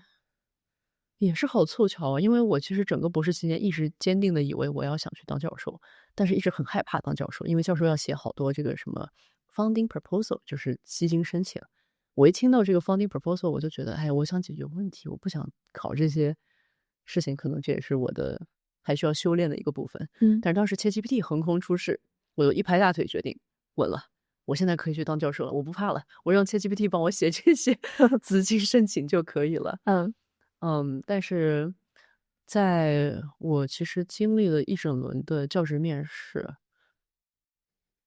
中间就有一些感触很有意思，因为我之前的研究其实没有很多大模型。我虽然做了很多机器学习，包括各种机器学习方法的研究，但我用的模型都比较小。这个跟我们实验室的氛围和我们当时能拿到的计算资源也是有一定的关系。就大家可能说把这个任务做到就好，不要想太多就是其他的事情。所以当时注重的点没有那么多大模型。在教职申请的过程中，我也是以一个更加偏向传统的一个故事，在市场上找这个教职，然后能越来越感受到大家对于这个大模型的热情，就包括我自己其实也是有非常大的好奇心。然后又因为非常巧合的，就是 Sergey 他有一个学生，就是 Abhishek， 他毕业以后来到了华大，就是我就读的学校，并且成为了我的小老板。因为我们华大以前没有一个真正意义上就是专门做 robotic learning for manipulation 这个话题的人。然后 Abhishek 一来以后，我就说：“哎呀，我做的跟你做方向好近啊，我们一定要天天交流。”然后我们就天天交流，然后顺便就成为了也算是半个他的学生嘛。可以就一方面就是他也会用 funding 来支持我的项目，另外一方面我觉得我们的合作挺紧密，然后有很多相似的想法，就是跟我老板的交流完全不一样。老板更多的是像一个就是干这种对话网络里面的一个 critique， 他就说了，你现在生成了这个东西，但是你要达到更好的这个标准才行。而阿贝谢跟我的合作方式的话，就更加的是我们俩，哎呀，我有这个想法，哎呀，我也有这个想法，我们把这个想法揉一揉，哎呀，不行，再生出了3-4个又有的新想法。然后哪种方式对研究更好啊？我觉得都有是最好的。我真的是黑猫白猫抓到老鼠就是好猫，因为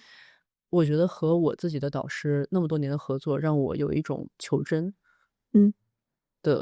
就是非常强烈的求真，就是包括大家我在看别人的 paper， 看别人发表之后，也是会经常比较喜欢打破砂锅问到底的那种，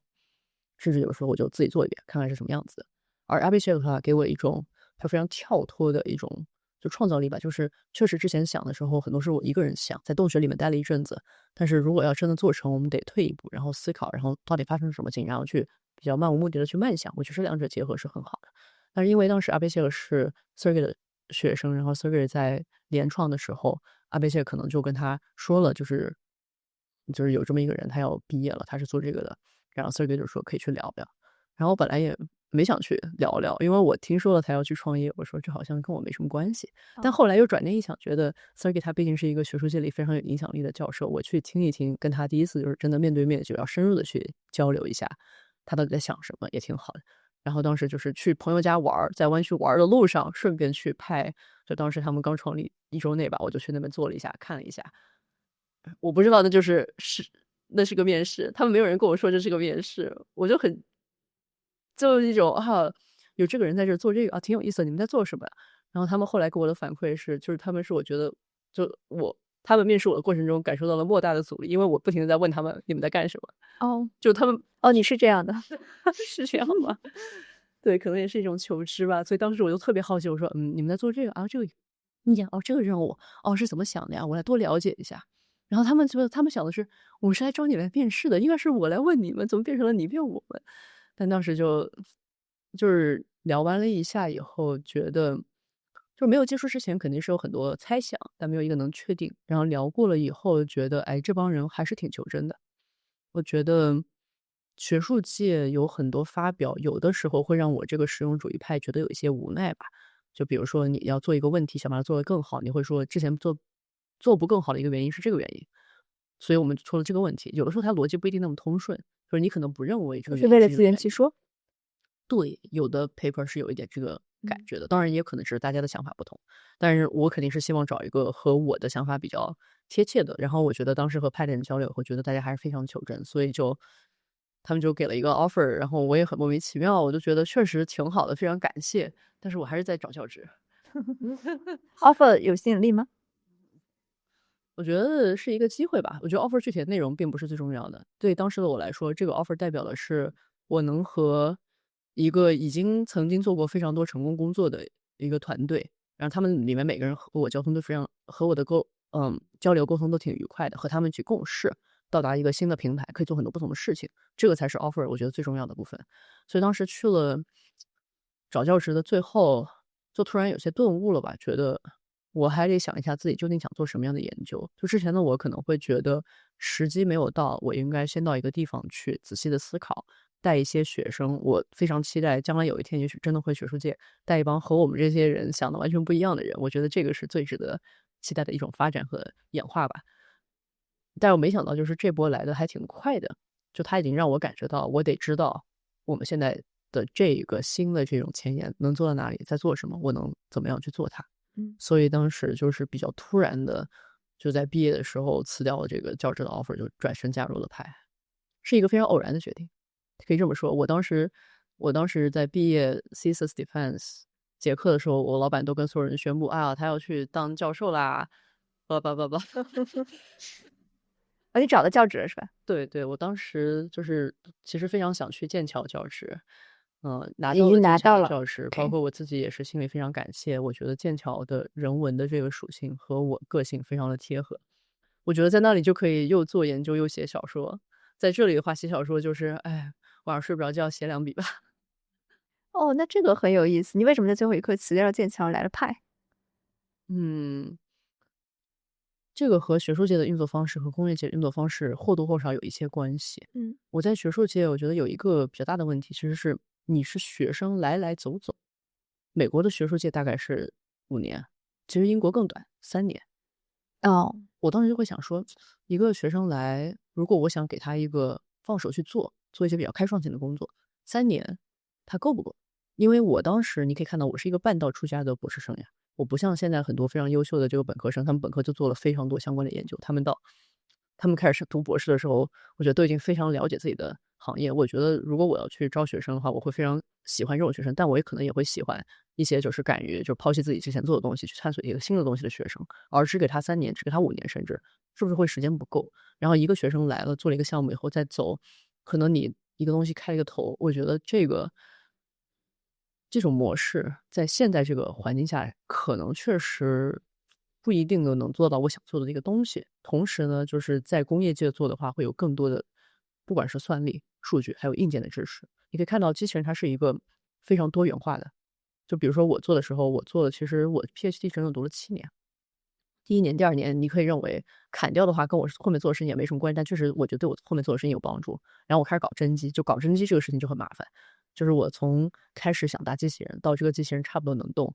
大概3个月的时候是第一次，就是机器人差不多整体都跑通了，然后6个月才真正把遥操纵这个玩意儿给全部定下来，都是我一个人做的，很慢。在后续的做的活的过程中，肯定也有不可避免的，因为是个全站嘛，就这个站哪里坏了，你得自己上。在学术界，这种相对而言更加单打独斗，需要比较大东西的东西，你就做不了。所以我觉得这个是派当时对我最大的吸引力，就是我其实没有真的在一个大公司的齐心协力的合作下去做，而我也确实承认，我觉得这是必要的。说到博士，我突然在想，博士是越快毕业越好吗？你看我读了7年，你问我这个问题。就是你说到7年，我在想这个问题。因为有人可能从第一天就会想我要几年毕业。我觉得跟性格有很大的关系吧。我认识很快毕业的，也认识像我这样，我们华大的记录是9年。我刚进校第1天，我就认识了这个在学校待了8年的人，他是第9年毕业的。但是我觉得和自己生活状态有关系。我在读博求学期间做的很多项目，我都非常喜欢。所以没有觉得时间过得很慢。你没有很焦虑，就为了毕业很焦虑。没有为毕业很焦虑，也没有觉得就是我没有毕业是个什么样的一个事情，就是可能更多的是比较纯粹的去想说，我现在做了一个问题，上一个问题我学到了什么，下一个问题我想做什么，是一个很连贯、很快乐的一个过程。同时，当时博士期间单打独斗的项目有个好，就是你想休息就可以休息，不想干了就可以干，就你可以卷到半夜。我就超级夜猫子，我当时就是一般是中午、下午开始干活，然后干到晚上4、5点，因为可以免费停车。然后干完了还能去一个24小时的营业的炸鸡店吃2口炸鸡，就非常快乐的一种生活。同时也可以就是觉得最近好像做了一个角度非常深入，但是就是思维很迷茫，我们去休息一下。我有1、2个项目其实都是我在圣诞节度假的，就突然有一天突然灵光一现，就觉得要做这个，是有很大的自由度。而我见到的很多就是3年4年就毕业的博士生，他们确实可能比刚进校的我来说的话，要更加明确自己要想要做什么。我的话更多的是尝试换，一直到最近可以说我的职业才真正的有一些稳定下来。你觉得在派工作和在 Google 工作的区别可能会是什么样？他们都在做机器人大脑，而派的人当然也是从 Google 出去的。我没有在 Google 的研究部门工作过，我在那边做过软件的实习。当时我还是一个本科生嘛，去了 Google 以后就觉得非常快乐，因为 Google 就像是一堆软件工程师为自己所搭的一个乐园。我是在 Google 那边开始第一次学怎么写 TensorFlow 和就是大规模的一些神经网络的训练，因为之前都是手搓，就是你会从头开始写一个什么 CNN 怎么反推的，你会从头到尾都自己写。然后到了 Google 才发现，有这个别人做好的一个库，我就调用这个库就行了。哇，这么方便吗？我赶紧学一下怎么弄的。所以我相信 Google 是有一个工程师的这种基因在里面，让我当时的我对他就非常的喜欢。我觉得现在他还有体现，就是比如说他们做的研究，他们做的多模态，他们做的这种 TPU 这种架构，都是有着一种工程师的优化的思想在里面。而在派的话，说到底它是一个创业公司，我可以非常轻松的跟我想聊的人开始聊天，可以 move fast。可能你昨天有个想法，今天说一说，明天就变成了一个项目。还有包括派06星，它的这个中间有一段就是突然一下非常大的转变，就是我们说我们要收 eval data 了，我们现在收的这个评测 data 的量是这个量，但是如果我们想要达到我们想要的地方，可能需要这个量，怎么样很快的给它排查，达到这个效果？我觉得这个可能是我们比 Google 我想象中要做的快很多的地方。你说你现在的研究方向稳定下来，就是稳定到了强化学习。不一定是强化学习，而是做机器人，并且想怎么把机器人做得更好，而且是一个比较通用语境下的更好，这个是比较稳定的方向。强化学习只是这个阶段的一种研究的重心，但我不觉得它是一个定义你研究生涯的一个东西。你觉得强化学习对于机器人来说意味着什么？它解决的是本质的问题吗？我觉得强化学习是一个非常本质的一类问题，也就是说，一个人如何通过体验变得更好。这个问题从最传统教科书上来说，解释强化学习其实就是解释这个巴甫洛夫的狗。这个狗它做了一个事情，你就给它一个奖励，它从此就知道这个事情是个好事情，我要多做。就是通过这种奖励和惩罚的方式，去让一个智能体做一个对你来说更好的一个动作。但强化学习呢，它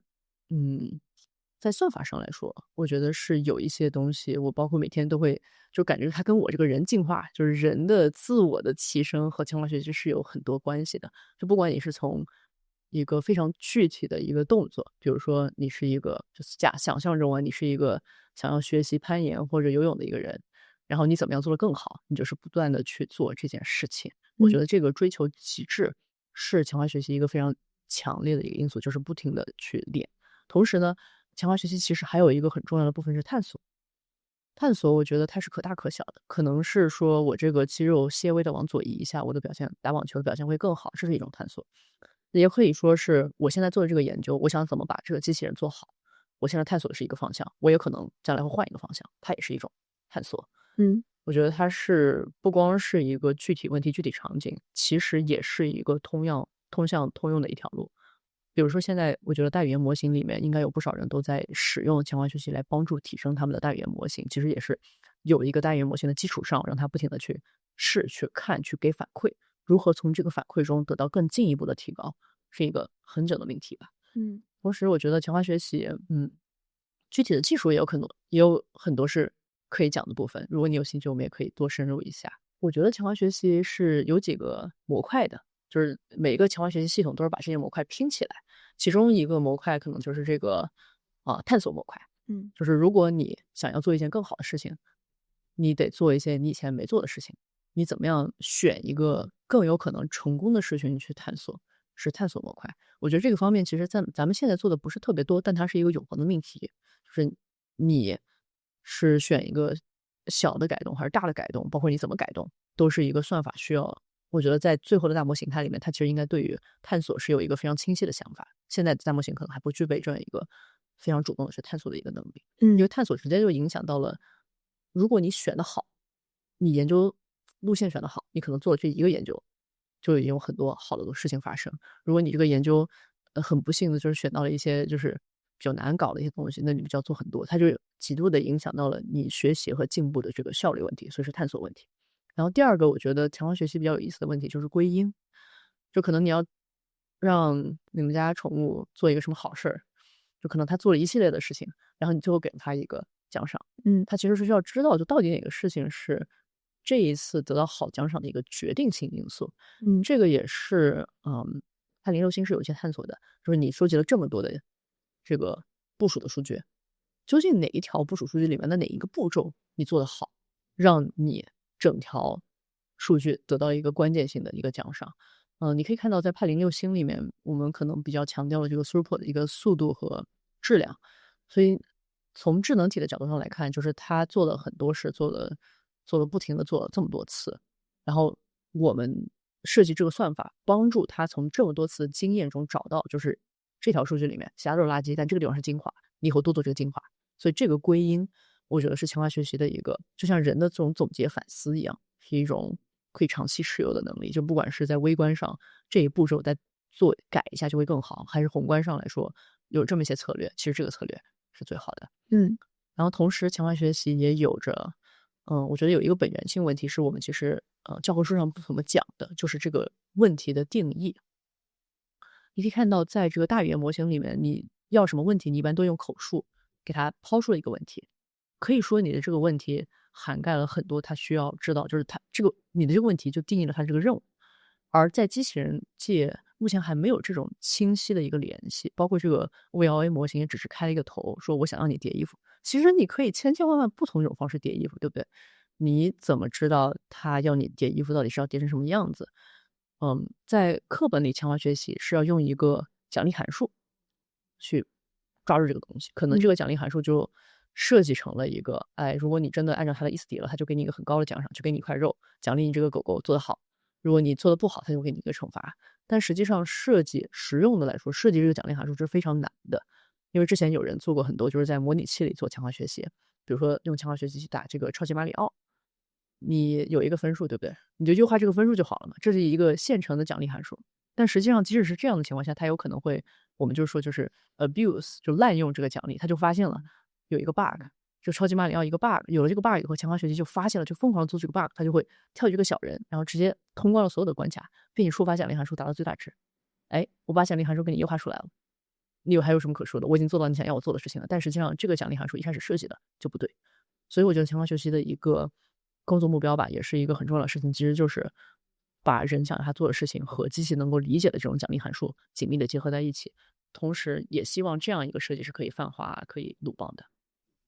谭姐也提到强化学习需要奖励信号，但是很难写奖励函数，这个你们有什么发现吗？怎么能给一个任务写清晰的奖励函数？我觉得就是在我看来，它不是一个写奖励函数的问题，而是向智能体传达你让它做什么的问题。奖励函数可能更多的是一种表现方式。比如说，你看现在 NLP，他们之前应该也有人探索过，就怎么给它写一个价值函数，就做了这个好就是好，就是更高的分；做了那个不好就是更低的分。但其实有一段时间在自然语言中的强化学习最有用的东西就是可验证的一个任务。这个可验证的任务是可以独立于一个所谓奖励函数存在的，它就是一个要你写编程，你这个编程能跑的话，它就是非常确定的知道它是好。我觉得是传递好坏不一定需要奖励函数。而且我相信就是传递好坏的这个任务的话，是需要一些就是人的这种 common sense 这种潜知识啊，或者说通用知识啊，同时也是一个我觉得是一个非常 flexible 问题吧。就我个人比较相信，就是好的奖励函数是可以因地制宜的，它也不一定是一个奖励函数的一个形式在存在，更多的就是你给了这个模型的信息和表达去让它理解。因为我前2天聊了一个嘉宾，他是做 AI for Map，他们核心想优化的就是模型的可验证性。这个会不会对？我觉得是有肯定对我帮助的。们是都有启发的。对，因为机器人它也有一个很好玩的问题，就是咱们也没有那么多的任务是非常清晰的，说成功和失败都非常简单跳出来。你可以，比如说就是这个杯子放在另外一个桌子上，也许是的，但这个是一个非常限定嘛。就是你当到了一个限定的环境以后，你可能就比较容易写出这个降临函数，而你在一个非常通用的层面，你其实很难写出一个通用的函数，或者你的任务比较难，比如说像叠衣服这种任务，叠衣服叠得好不好？老师我都不怎么叠衣服，所以我在叠衣服的这个任务设计过程中，我就有一个比较清晰的，就是因为我从来不叠衣服，所以我可以很纯粹的从机器人任务的角度来说设计这个东西。但是设计出来的每个人观点也是不一样的。你刚刚提到 Chelsea 对于一些任务的设计很有 common sense。对，我觉得它有非常 sharp 的 intuition。能不能举个例子啊？就比如说叠衣服这个东西是有很多不同的策略，对不对？你人来叠，你可以对它从两边叠成这个，或者你也可以就是四四方方的叠。我是用语言都很难描述这不同的方式是怎么在叠，但你可以想象它有不同的叠法。那么哪一些叠法，甚至包括这个叠法放机器人身上哪一个是好的？我觉得有一些人确实是能够很快速的，直觉性的搞明白，就这个叠跟那个叠是有差距的。或者说像我们会经常看一些就是机器人中间做的任务，就会去比较斩钉截铁说这个任务我觉得可以做，虽然看起来很难。我觉得 Chelsea 有很强的这样的东西，或者说他也会觉得就是这个数据好。这种直觉来源于什么？来源于对机器人理解。思考是有的，然后理解也是有的，但是也有可能就是和每个人看问题的一些看重的东西吧。你觉得 VLA 会是一个终极的架构吗？它会怎么演化在未来？我觉得这种 interact 的方式是可以的，尤其是在我天天成为了 Cloud Code 的重度用户以后。我以前是有一点怀疑的，我说我这个人比较内向嘛，就没有那么喜欢说话，有很多事情是不是不用说话的表达会是更好的表达？而且包括说话有很多时候，比如说就是我想让你帮我把我家的这个厨房收拾一下，他没有办法 capture 我所有的意思，就是我可能说的是你把垃圾倒一下呀，然后这边书柜正关起来呀，或者这样，或者那样的一些单纯用语言无法捕捉到的重点。但是我发现了这些 Cloud Agent 就改变了我对这种交互方式的想象，就是你是可以说话，他可能捕捉不了所有的重点，但你也可以用说话给他提供更多的 context， 让他自己去搜索或者制定计划。就是说话确实是一个非常强的逻辑思维和推理，而我也越来越觉得逻辑思维推理对机器人是很重要的，所以我觉得 VLA 中的 L 还是有很大作用的。只是 VLA 现在的这个架构可能还是比较原始的一个架构，它虽然有这个 language， 但它并没有很多的去探索就是 language 和动作的一些非常细微的事情。比如说 language 的层面更多的都是叠这个衣服，它也没有很详细的描述说这个衣服叠的时候你要用两只手在这个步骤怎么样。我觉得这都是未来的探索方向，就是可能会有一些更加就不光是从输出端是动作啊，或者加一些 video 啊，或者加一些 auxiliary loss， 在输入端可能也会给它更多的 context， 使它能像现在的大语言模型一样就 take in much context。我们刚刚其实也讨论了一点数据问题，我想继续就这个话题再深入的讨论一下。你刚才说过你们其实 BAT 这算是真机数据，是一部分，真机数据占很重要的一部分。那硅谷其他的这些 Frontier Lab 他们在数据的选择上有什么不一样吗？真机数据是一个共识吗？我不太清楚别人有没有共识或者是怎么想的，我只能从我接触到的信息来看的话，比较明显的有一些人觉得我们可以把这个模拟系列的东西做得更好，做得更有用。我觉得这也是一个非常值得探索的区域。可能如果他们现在的工作重点是这个的话，他们可能就对专辑数据相对而言没有那么看重了。或者说也有一些人觉得我们就用一些人手直接收的嘛，像这种乌密的这个数据，就是人可以非常自然的在自己生存的这个空间中去收很多数据，而且它的效率就速度可能比你非要搞一个机器人进他们家然后再收要轻松快一些。我觉得这也是大家不同的想法吧，就是它有一个重点。但是可能因为我是真机数据的信仰派，所以会觉得就以后肯定还是要真机数据，因为你都部署了，你可以收真机数据了，那为什么不用呢？所以我觉得对真机数据的如何用得更好的研究应该是不会停止的。当然你会觉得真机数据更实用？我觉得就不光是使用，而且是最后当你真的做完了这个问题的时候，你机器人真的进到人家里以后，你就是会有很多真机数据了呀。嗯，我相信这个是我们共同想要的一个未来，所以这个未来里就是会有很多终极数据的。你觉得什么样的数据是好数据啊？现在这个定义也没有很统一。对，我觉得它不是一个学术能够清晰的解决的一个问题，我觉得是有一些不同的维度的吧。比如说，这个数据它做的是什么任务？这个任务，你看啊，如果我这个任务就是在空中挥挥手，这可能就没有什么意思。但如果这个任务是跳舞，或者说随着这个胳膊要怎么动，它是一个更有意义的任务。所以我觉得这个是维度之一，就是任务本身，或者说叠衣服啊、叠箱子啊还是拿水杯，这都是不同的类别的任务。同时呢，就是在做任务过程中，我觉得是有一个叫做动作的质量的。这个可能就是如果机器人能做成这样，我不就觉得它做完了，它做的极端了，它这样的奥林匹克运动员那种表现就已经超越人体极限了。这个是一种动作质量。你也可能收到一条质量不那么好的数据，可能就是为了拿这个杯子，先晃晃悠悠、晃晃悠悠的再去拿，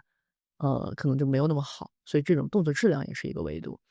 同时，我觉得就是动作的覆盖度吧，就从一个数据集，就刚才可能讲的是具体一两条数据，从一个数据集的角度上来说的话，你收了拿水杯的这个任务的那么多条数据，它的这个覆盖度到底有多少？它有多少不同的场景？它有多互相之间的不同？就比如说刚才说的泛化里的每一条维度，其实可能都是你输数据的时候就可以考虑到的一个就覆盖度的一个维度。嗯然后最后嘛，我觉得，就是数据提供的是一种信息，如何能够在一团数据里挖掘更多的信息，包括不限于就是我收到了这个拿水杯的数据，我是怎么拿这个水杯的，这个水杯在哪儿，然后这水杯长什么样，其实它都是一个隐藏在里面的信息。如果我们有一些标签在这些信息之上的话，我们也可以就这些标签再进行一些学习。所以我觉得就是数据集它的标签标注也是非常重要的。嗯。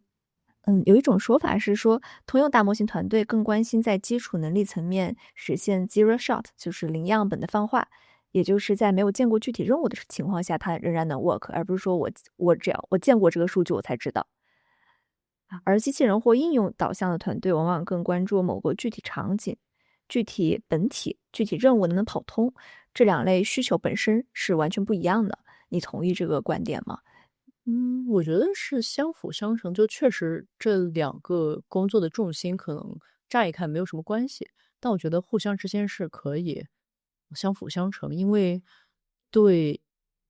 就是怎么抽象的说呢？就是我觉得机器人在研究方面是有两个很大的主题的，嗯一个就是它的表现究竟如何做到完满，还有一个就是如何在一个全新未知的领域下做出一个像模像样的东西。可能这就对应着你刚才所说的一个具体场景下的优化做到完满，和一个 zero shot 零样本泛化到一个全新环境。嗯而我在实际做的过程中呢，时常会感觉到，如果你能在一个场景中做得完满，你可能可以在其实更多的场景都达到更好的效果。这些东西都会帮助你做一个更高质量的模型，而更高质量的模型，它不只是在你这两个任务上表现得更好，它在很多相关或者相似性的问题上，它也会表现得更好。就具体的任务表现得更好，是可以提升模型整体的能力的。对，这个是我比较坚信的。在这样的一个过程中呢，你可以说就是对具体任务的具体表现的研究是可以使这个大模型的整体研究受益。同时呢，我觉得就大模型在新的任务、新的环境下的表现，如果能够稳步提升到一个差不多的情况的话，你也可以马上开始用一些就是更具体的提升手段。嗯我觉得这两个就是互相之间左脚踩右脚，踩右脚看看能不能上天吧。这个是左脚和右脚，一个有点像通用的能力对我来说， ，zero shot 能力，一个是具体的任务。对。嗯，你觉得哪个脚可能现在跑得快一点？我觉得像在派这样的公司还是很均衡的在发展的，因为它是一个非常本源的一个研究型公司，它是希望把研究路上的重要的问题都解决的。怎么提高这种 zero shot 能力啊？因为具体场景可能是通过强化学习，那 zero shot 能力呢我觉得比较明显的一些回答可能是像架构呀，架构研究、预训练研究是很重要的，？OK，同时数据也是很重要的。你可以看，比如说像这些具体场景的数据，其实也是能够提升这些大模型的能力的。在架构上，有人觉得，下一代架构可能是世界模型。我觉得现在世界模型也没有一个说法说它就一定长什么样，大家应该都是在探索，就不停的在探索架构到底该长什么样。我每次聊机器人都觉得机器人还好早啊。觉得离我们真正想造的这种星辰大海确实还有一些距离，但是能够每天每个月都感到一些稳步的提升，这种感觉我觉得在做研究里其实很难得的。你是哪一年加入的派啊？就是25年24年24年派是24年3月创的嘛，我是3月跟他们聊了，然后6月我毕业就去了。你觉得24年和25年过去这2年，每一年在机器人领域最重要的提升是什么呀？我不好说在机器人领域的提升吧，我相信肯定有很多其实很重要的工作，只是我现在不知道而已，很常见在研究中。只是我自己的体感的话，我确实觉得派的主要脉络，从能力泛化到表现上来说，这条路每次我们走的时候都有一些新的发现、新的提升，是以前是对一些我觉得领域需要回答的关键问题给了一份就是第一版的答卷吧。我相信其实我们做的很多事情也是会不停的在回顾，再进一步提升。我其实确实觉得有一些我们做的事情，也许已经有一些商业化的价值了。这个是以前的我可能觉得还有一些遥远，但现在感觉其实还挺近的。比如说工厂吗？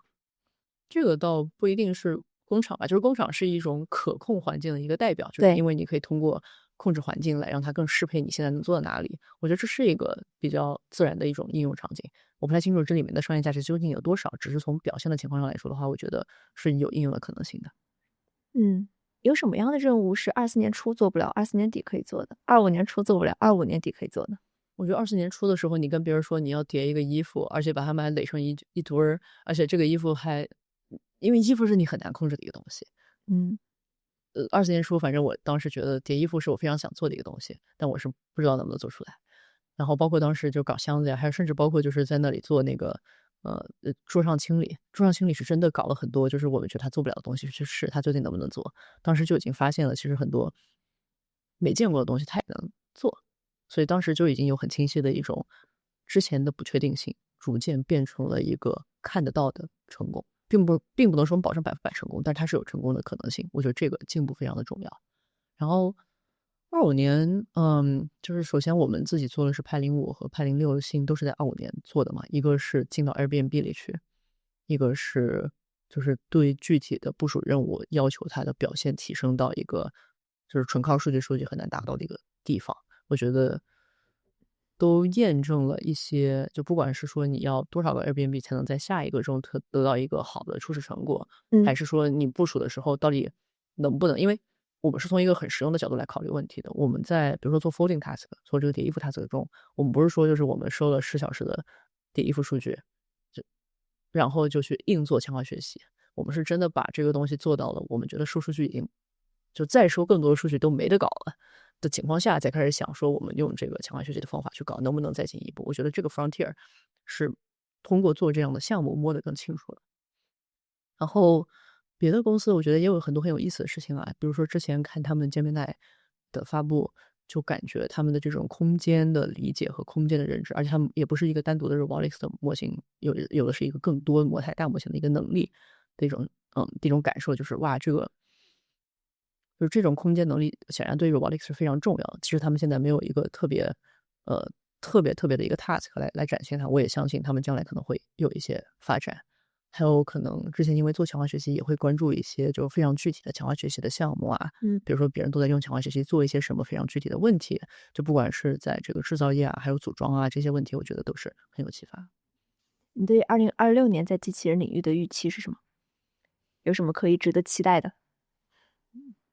预期吗？我觉得肯定今年能有更多就是令人比较惊叹的 demo 出来，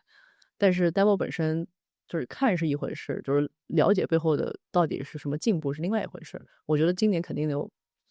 就不管是就是人形来做操控性的任务，其实我觉得是挺成熟的一种可以开始探索的一种应用了。然后其次就是在模型方面，我觉得模型架构应该大家都会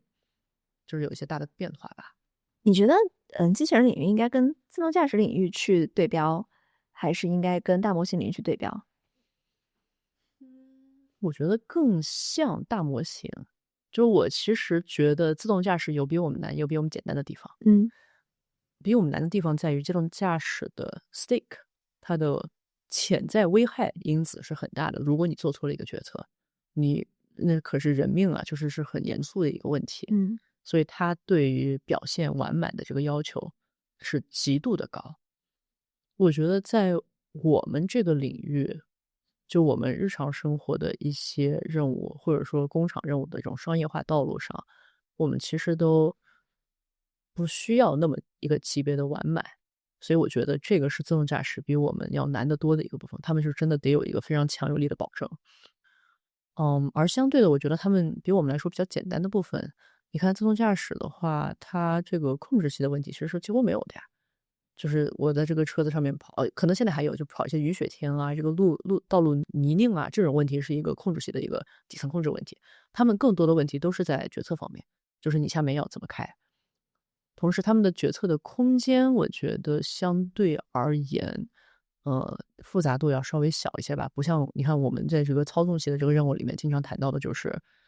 我不仅要操纵这个多关节的一个比较复杂的机械臂去完成一个任务，它要达到这个我想它达到一个地方，这个就是一个操纵系的问题了已经。就是你可能载重啊以后，或者是摩擦力导致的你可能不能完美的去，贴合你想让它造的地方，所以这种操纵性问题是已经比它难一点。同时它在决策方面的话，你要叠这个衣服，你这种手腕的转，你到底怎么转，到底想怎么转，它有很多这种复杂的、特别不一样的一些动作在里面，你都得能够搞定。所以我觉得这是它的难点和不难的点。而跟大模型相比呢，我觉得大模型是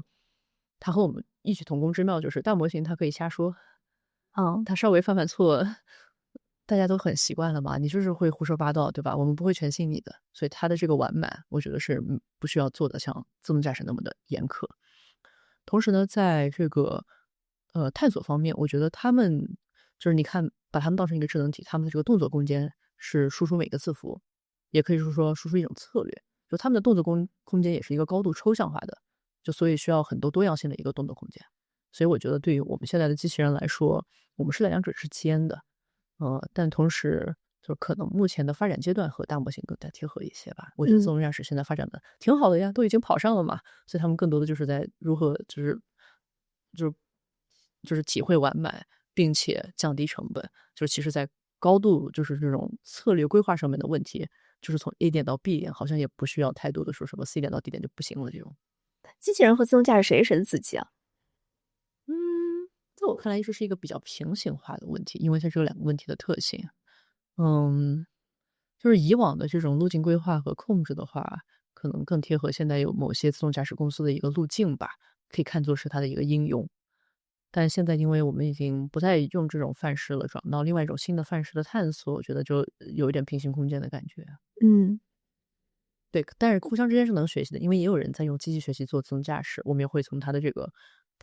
部署的这个体验中得到一些灵感吧。就比如说，他们如果跑了这么多台车，然后拿到了这么一个数字，然后他们想要再提升安全性，他们是怎么做的？那他们的一些基础架构，包括自动驾驶界，其实对于模拟器用的应该是很多的。而我们机器人，尤其是操纵器，还没有这么一个可以跟它对等的模拟器的出现，这个是不是有一些启示意义？自动驾驶模拟器是谁在做？我觉得首先几家公司头部公司应该都有自己的，都有自己的模拟器。同时也嗯，有那么一两家就是公开的专门做这个的公司，你可以就付费使用。而且自动驾驶的数据量好大，是的，所有的机器人公司都在争夺的一个北极星指标是谁能够做出第一个出货的进入家庭的机器人，这是一个隐形的大家在争夺的方向，对吗？我觉得是一个隐形的方向，因为家中的问题非常的多和复杂，所以如果你不你觉得你 lost 了你的方向，你就想一想，我们现在机器人还能不能做家中这个问题？应该有很多问题都是做不到的，你怎么把它做到，就是一种很自然而然的一种想的研究的一种方法。家中的问题呢，它有好几个难的维度吧。我觉得第一个是它的环境的复杂性，就嗯。是确实是没有两个人的家和卧室是完全一样的，你必须要泛化性过了一个很强的泛化性的保障，才有可能就是到了一个新的卧室也能够，比如说我们之前做过一个叠被子，就我们承认我们叠被子不是100%，不是说你到一个新的家都能够叠，就是因为这个每一个新的环境的复杂度在那儿。同时呢，就是家中的任务的动作复杂性很高，因为人在家中其实承担的这个家务啊，它的各种各样边边拐拐的东西啊，我觉得就是我列一箩筐可能都列不完，就咱们在这坐个谈个2个小时，可能都没给它彻底给它写清楚。就是这些动作加上这个环境，就已经是给他从这个机器人表现方面提了很高的要求了。同时呢，它还需要就是家用机器人，如果做一个产品商用化来存在的话，它对于硬件的稳定性和人交互的安全性也是有很高的要求。就是硬件的话，我不知道现在有哪家公司的硬件是能够在一个人家里跑个1个月，而且不光是就是站那儿站1个月开机，而且是做了各种各样任务1个月，然后可能有一些，比如说我平时走路有时候还会给桌子腿绊一下呢，就这些损伤，它该怎么样去承担、去稳定，然后并且就是如果你在一个人的环境中和人互动的话，也有很多危险，或者说你这个就是这个可能就是我看特斯拉 Optimus 擎天柱，我看的最害怕的就是他要是在我家里摔了。就我该花多少钱修我家地板呢？或者他摔在我身上，我岂不是就是那个什么了？我好害怕呀！所以我看到这样的话，我就会觉得，其实我们距离一个优秀的 form factor，一个真正的巨神可以在人身边工作的巨神，还是有一点距离的。那是不是长小一点比较好？我觉得小就是比如说像语数的这种G1的这个就小孩一样的身高，确实就是给我一种它没有那么大的威胁性，然后可能它也轻一点，就是整个机子轻了以后，它能做的事情，它的耗电量还包括安全性，我觉得都是瞬间就有很大提升。但是就是小的话，其实他们也会有一些其他的问题吧，比如说它这个人形的一个很大的说法，就是说你人可以做的事情，其实小了以后，你有些人做事情你都做不了了，那你还怎么用这些人的数据，也是另外一个话题了，可能。你看今年的春晚语数非常的火，中国的机器人非常火。你在大洋彼岸怎么看中国的机器人的发展？你觉得它跟美国的趋势相同和不同是什么？我觉得在1-2年前想看到这种级别的 demo 就只是想想而已，能看到它真的把它做出来还是非常激动的。我觉得它能够做出来，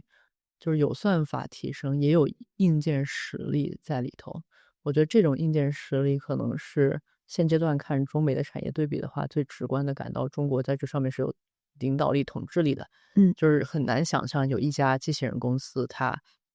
组装好了一台机器人，然后这里面没有一个零件是中国的，我觉得是不太可能，真的。我觉得中国有产业链制造业的这个优势实在是太大，而且到现在我都不知道美国人要是追的话该怎么追。同时呢，就是因为这个硬件迭代，就可能它拿着现有的算法，距离商业落地端已经有，就也是有一些优势的。还有什么不同吗？或者相同？我觉得像派这样公司还是比较独特的，我都不好说它是一个中美的不同还是怎么，就是它是一个很偏向研究的一家公司，就是暂时情况下我们应该是完全不考虑商业化，因为觉得那可能是一个 distraction 分心，这个其实也是有一些历史原因吧，我不知道历史原因是什么？就是 Peter Thiel 他不是 Sergey Levine 的导师嘛，Peter Thiel 他是有过2次创业经历的，一次他非常成功的做了一个给学生作业打分的一个，现在基本美国大学都在用，我上大学也用这套系统。然后同时呢，他还创立了一家机器人创业公司叫 Covariant， 他在2015年还是16年就创立了这么一个公司，说要做机器人的通用的机器学习的一套方案。而他们公司在发展过程中，可能在某个时间点开始就比较深耕这个物流啊、仓储啊机器人。从大模型开发的角度上来看，从回头来看，会觉得这其实是对他们开发大模型的一个分心。就是因为这个投入虽然肯定是做出了很多成果，但是在大模型这边就觉得，就因为过早的去商业化而失去了就是这种通用泛化性，反而把精力放在了很多这种商业化的相关事情上，没有真的去追溯本源的问题。所以派我觉得是有受到这段经历的影响，就是比较的强调说我们不要太想这种商业化的事情，不要就是为了就是挣钱，或者说去把这个商业闭环打通，去做很多可能说对研究没有帮助的事情。大家还是很纯粹的说我们要做一个研究，把它表现做得最好，商业化的事情可以后面再想。我觉得这个和我听说的一些中国公司的逻辑是不太一样的，就是中国公司可能从就商业逻辑上来说，更强调实用主义和商业的这个回本吧。但即使在美国对派这样的公司，在硬件上投入不够，或者在硬件上没有优势的话，长期来看会不会成为一个问题啊？我觉得这看你是怎么理解硬件的投入和表现的吧。我觉得我们没有无限的钱，所以我们在每个方面都投入不够。你知道那个 OpenAI 它现在融了多少钱吗？我们每天看这个钱就觉得好眼红哦。我们也想有这么多的投入，我们有这么多投入以后，我们软件变得更好，算法变得更好，算力变得更好，数据变得更好，哪儿都好。所以不够是没有止境的，我觉得都可以投更多。相对而言的话，可能就是现在的产业优势在硬件方面是在中国，它有很强大的供应链，你可以定制一个机器人，它有很多的电机的选择呀，机器人的形态选择啊，都是有比较成熟的一个方案的，所以这个是它的优势。我觉得大家其实也都有在看，就怎么样弄一个最适合自己的机器人的硬件吧。我觉得这其实大家都在做，只是因为缺少了产业链制造业的这一环，可能在做的过程中，它的迭代速度会变慢啊，或者有些事情可能如果你做得更快，有更多就是可供你驱使的机械会不一样。我觉得这个确实是对迭代的研究的迭代速度肯定是会产生影响。但同时另外一方面，硬件毕竟不是一个解决的问题，就它是一个相对而言可能没有软件那么严重的问题。因为现在你搭一个硬件是可以搭起来的，你想它做一件有意义的事很难，所以这是软件的最大的问题。而硬件的话，属于你搭起来是可以搭起来，动也可以动，但是不是说你已经把硬件做完了呀，就还是有发展的空间。我觉得这个其实创新永远是未知数，你不知道有没有可能它做出了一个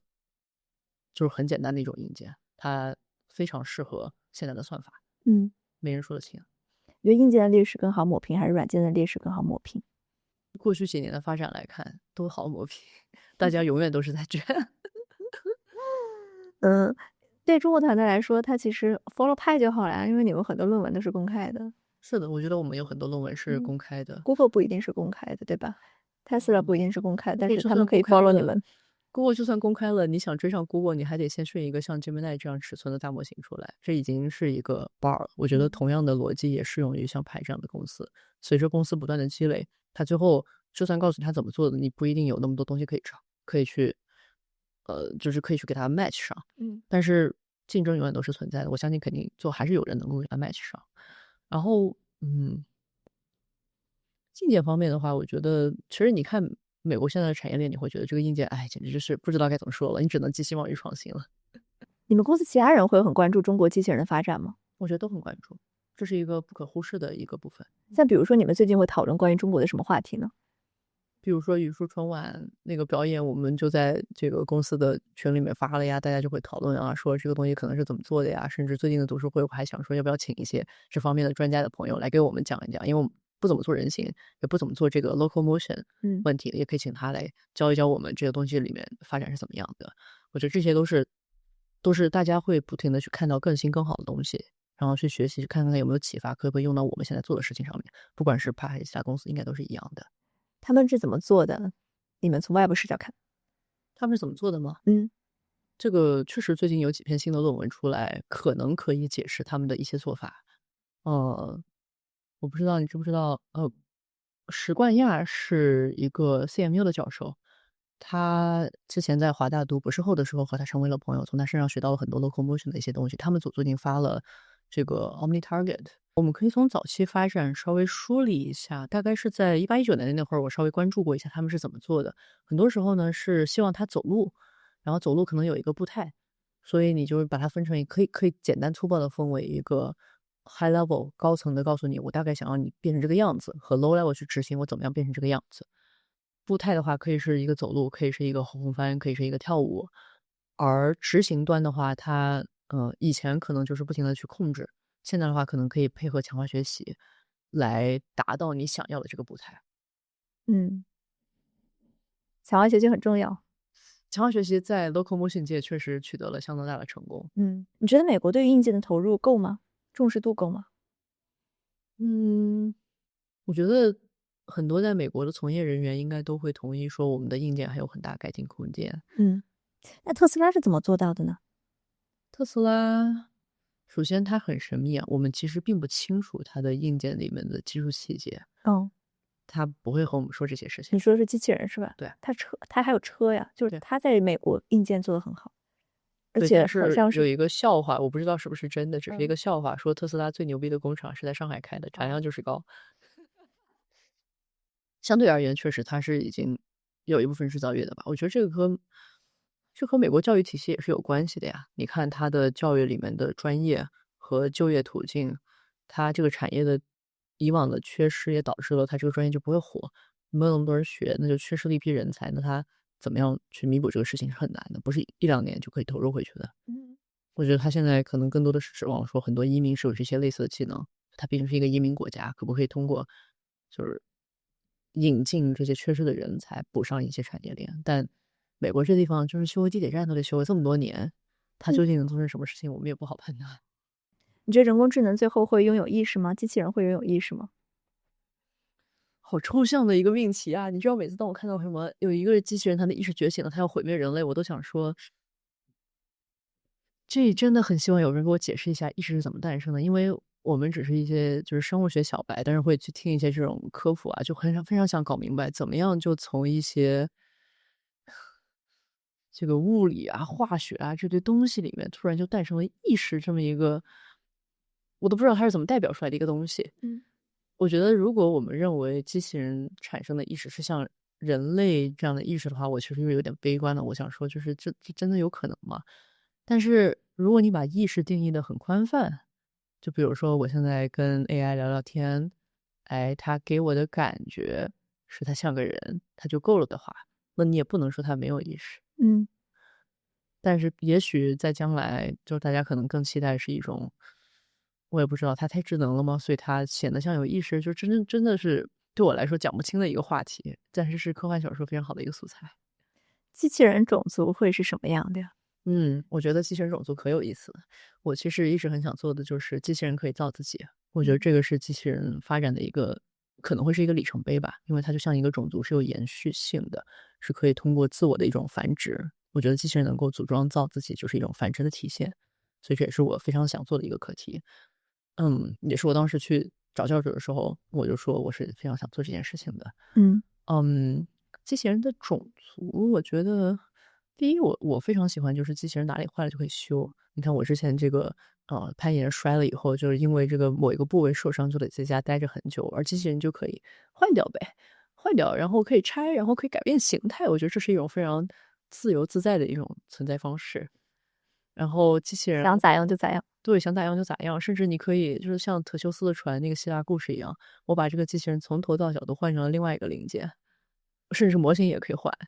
它还是原来那个机器人嘛。就是在我们公司的发展过程中，就是有这种本来是有编号的，就是这是一个机器人，它的编号是这个，然后通过不断的修和改，它已经完全不是原来那个它了。它好像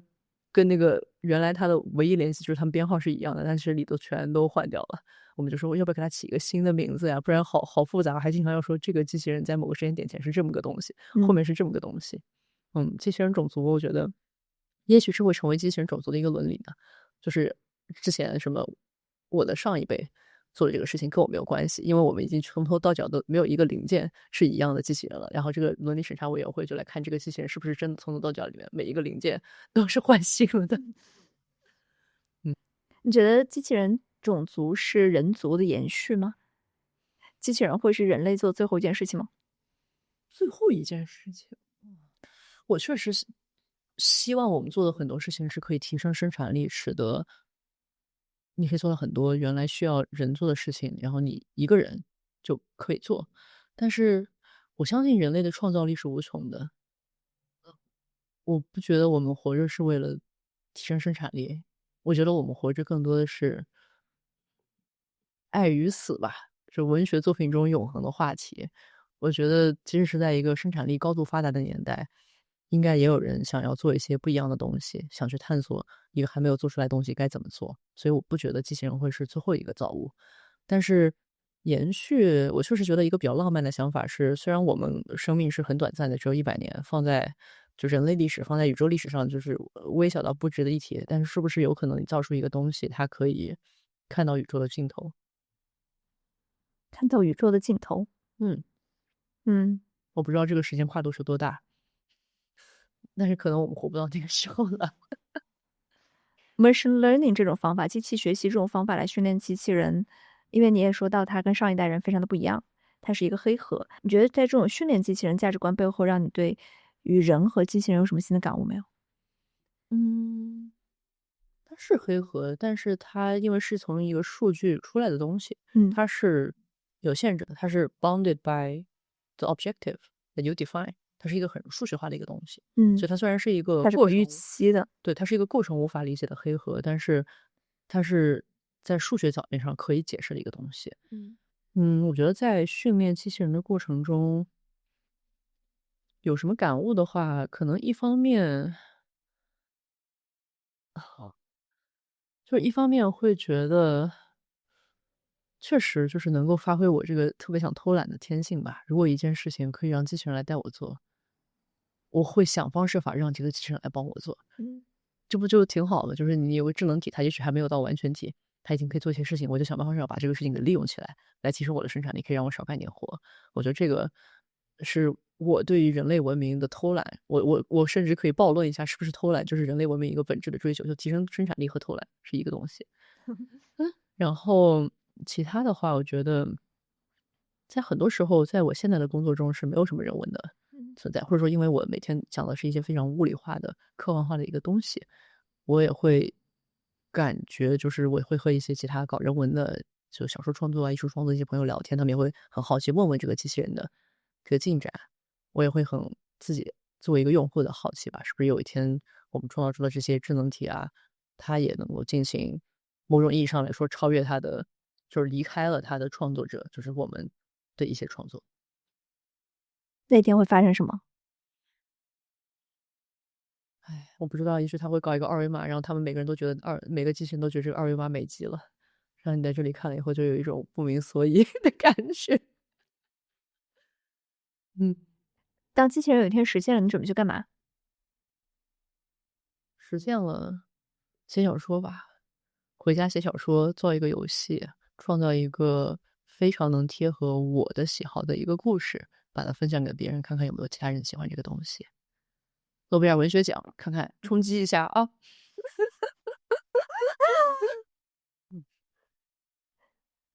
你现在脑子里有这样的一个故事吗？我觉得构思小说确实是一直没有停止过的，写不写出来是另外一回事儿。哎，拖更是经常有的，但是就是构思一些故事，不管是和我们现在生活非常贴切，还是说非常天马行空的想象，真的机器人解决以后的社会形态，是一直都有存在的。嗯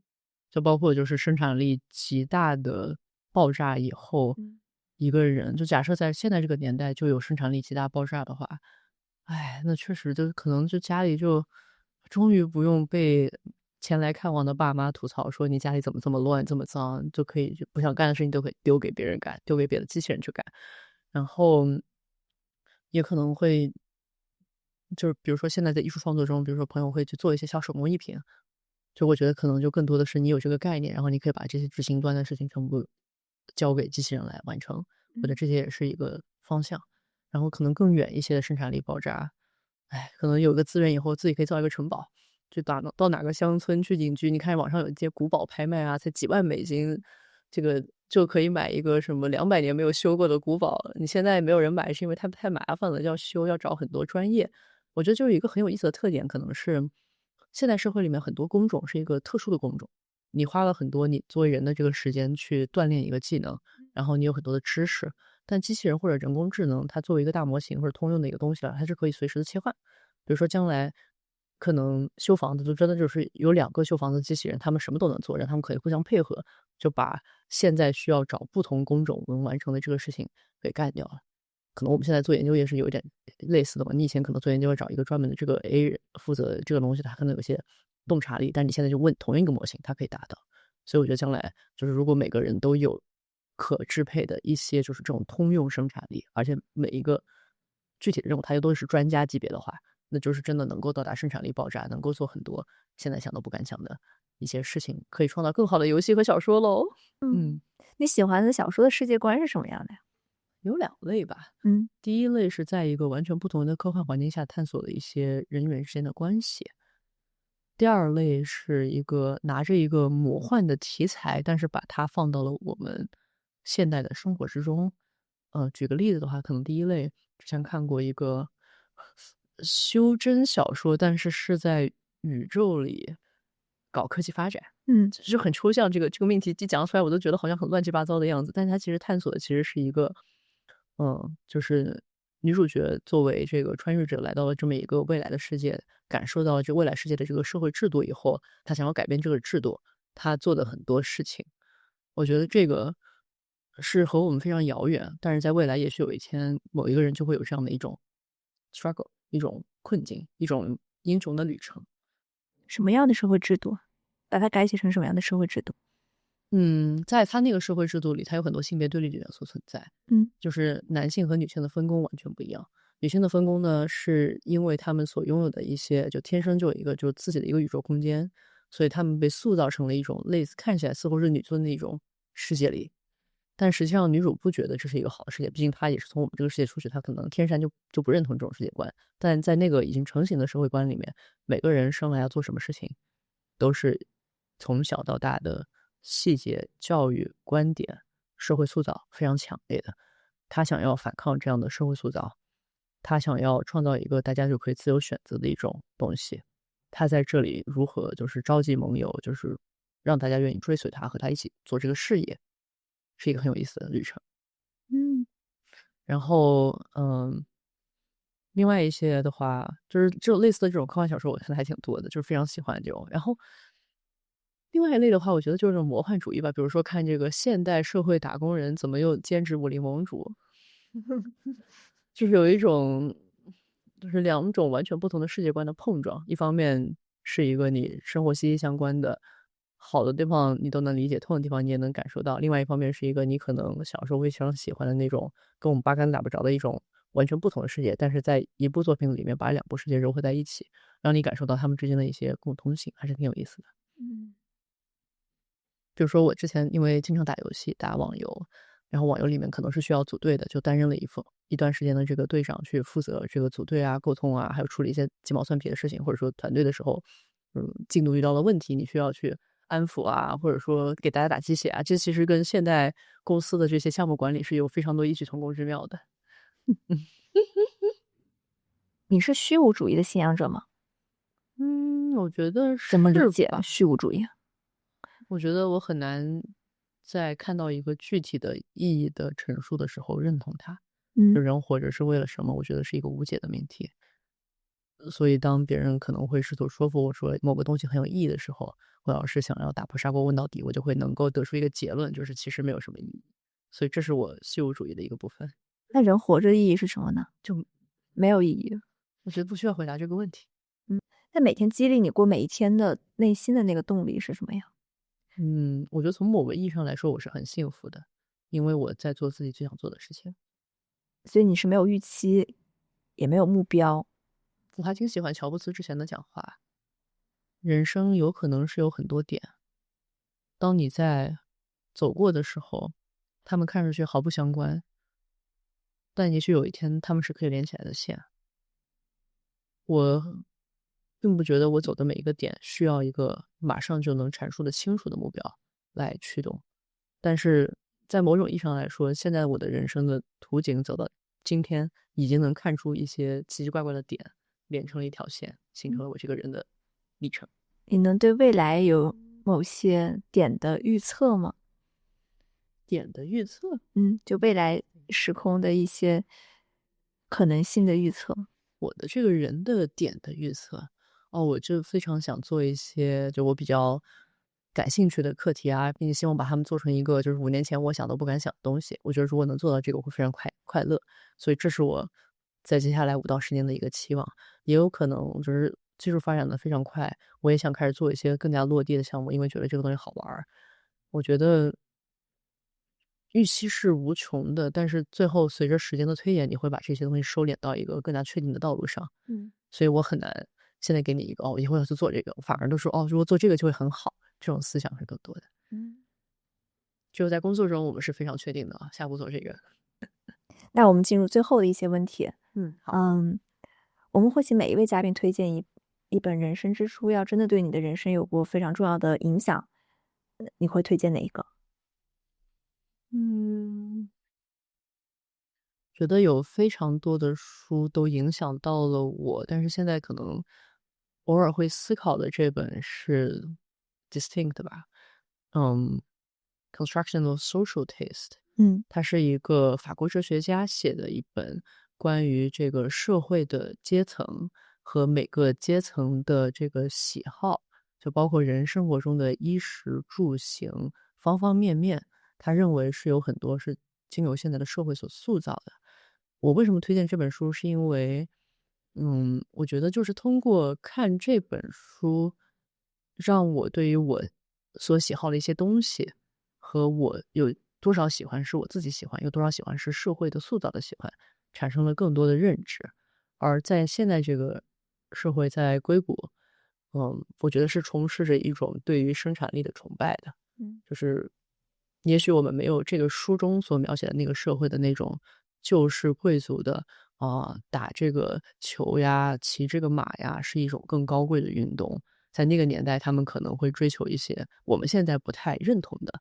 就是价值观，什么是更好，什么是没有那么好。但我们现在其实我觉得也是有一种新的价值观，甚至我觉得这个价值观也只是一个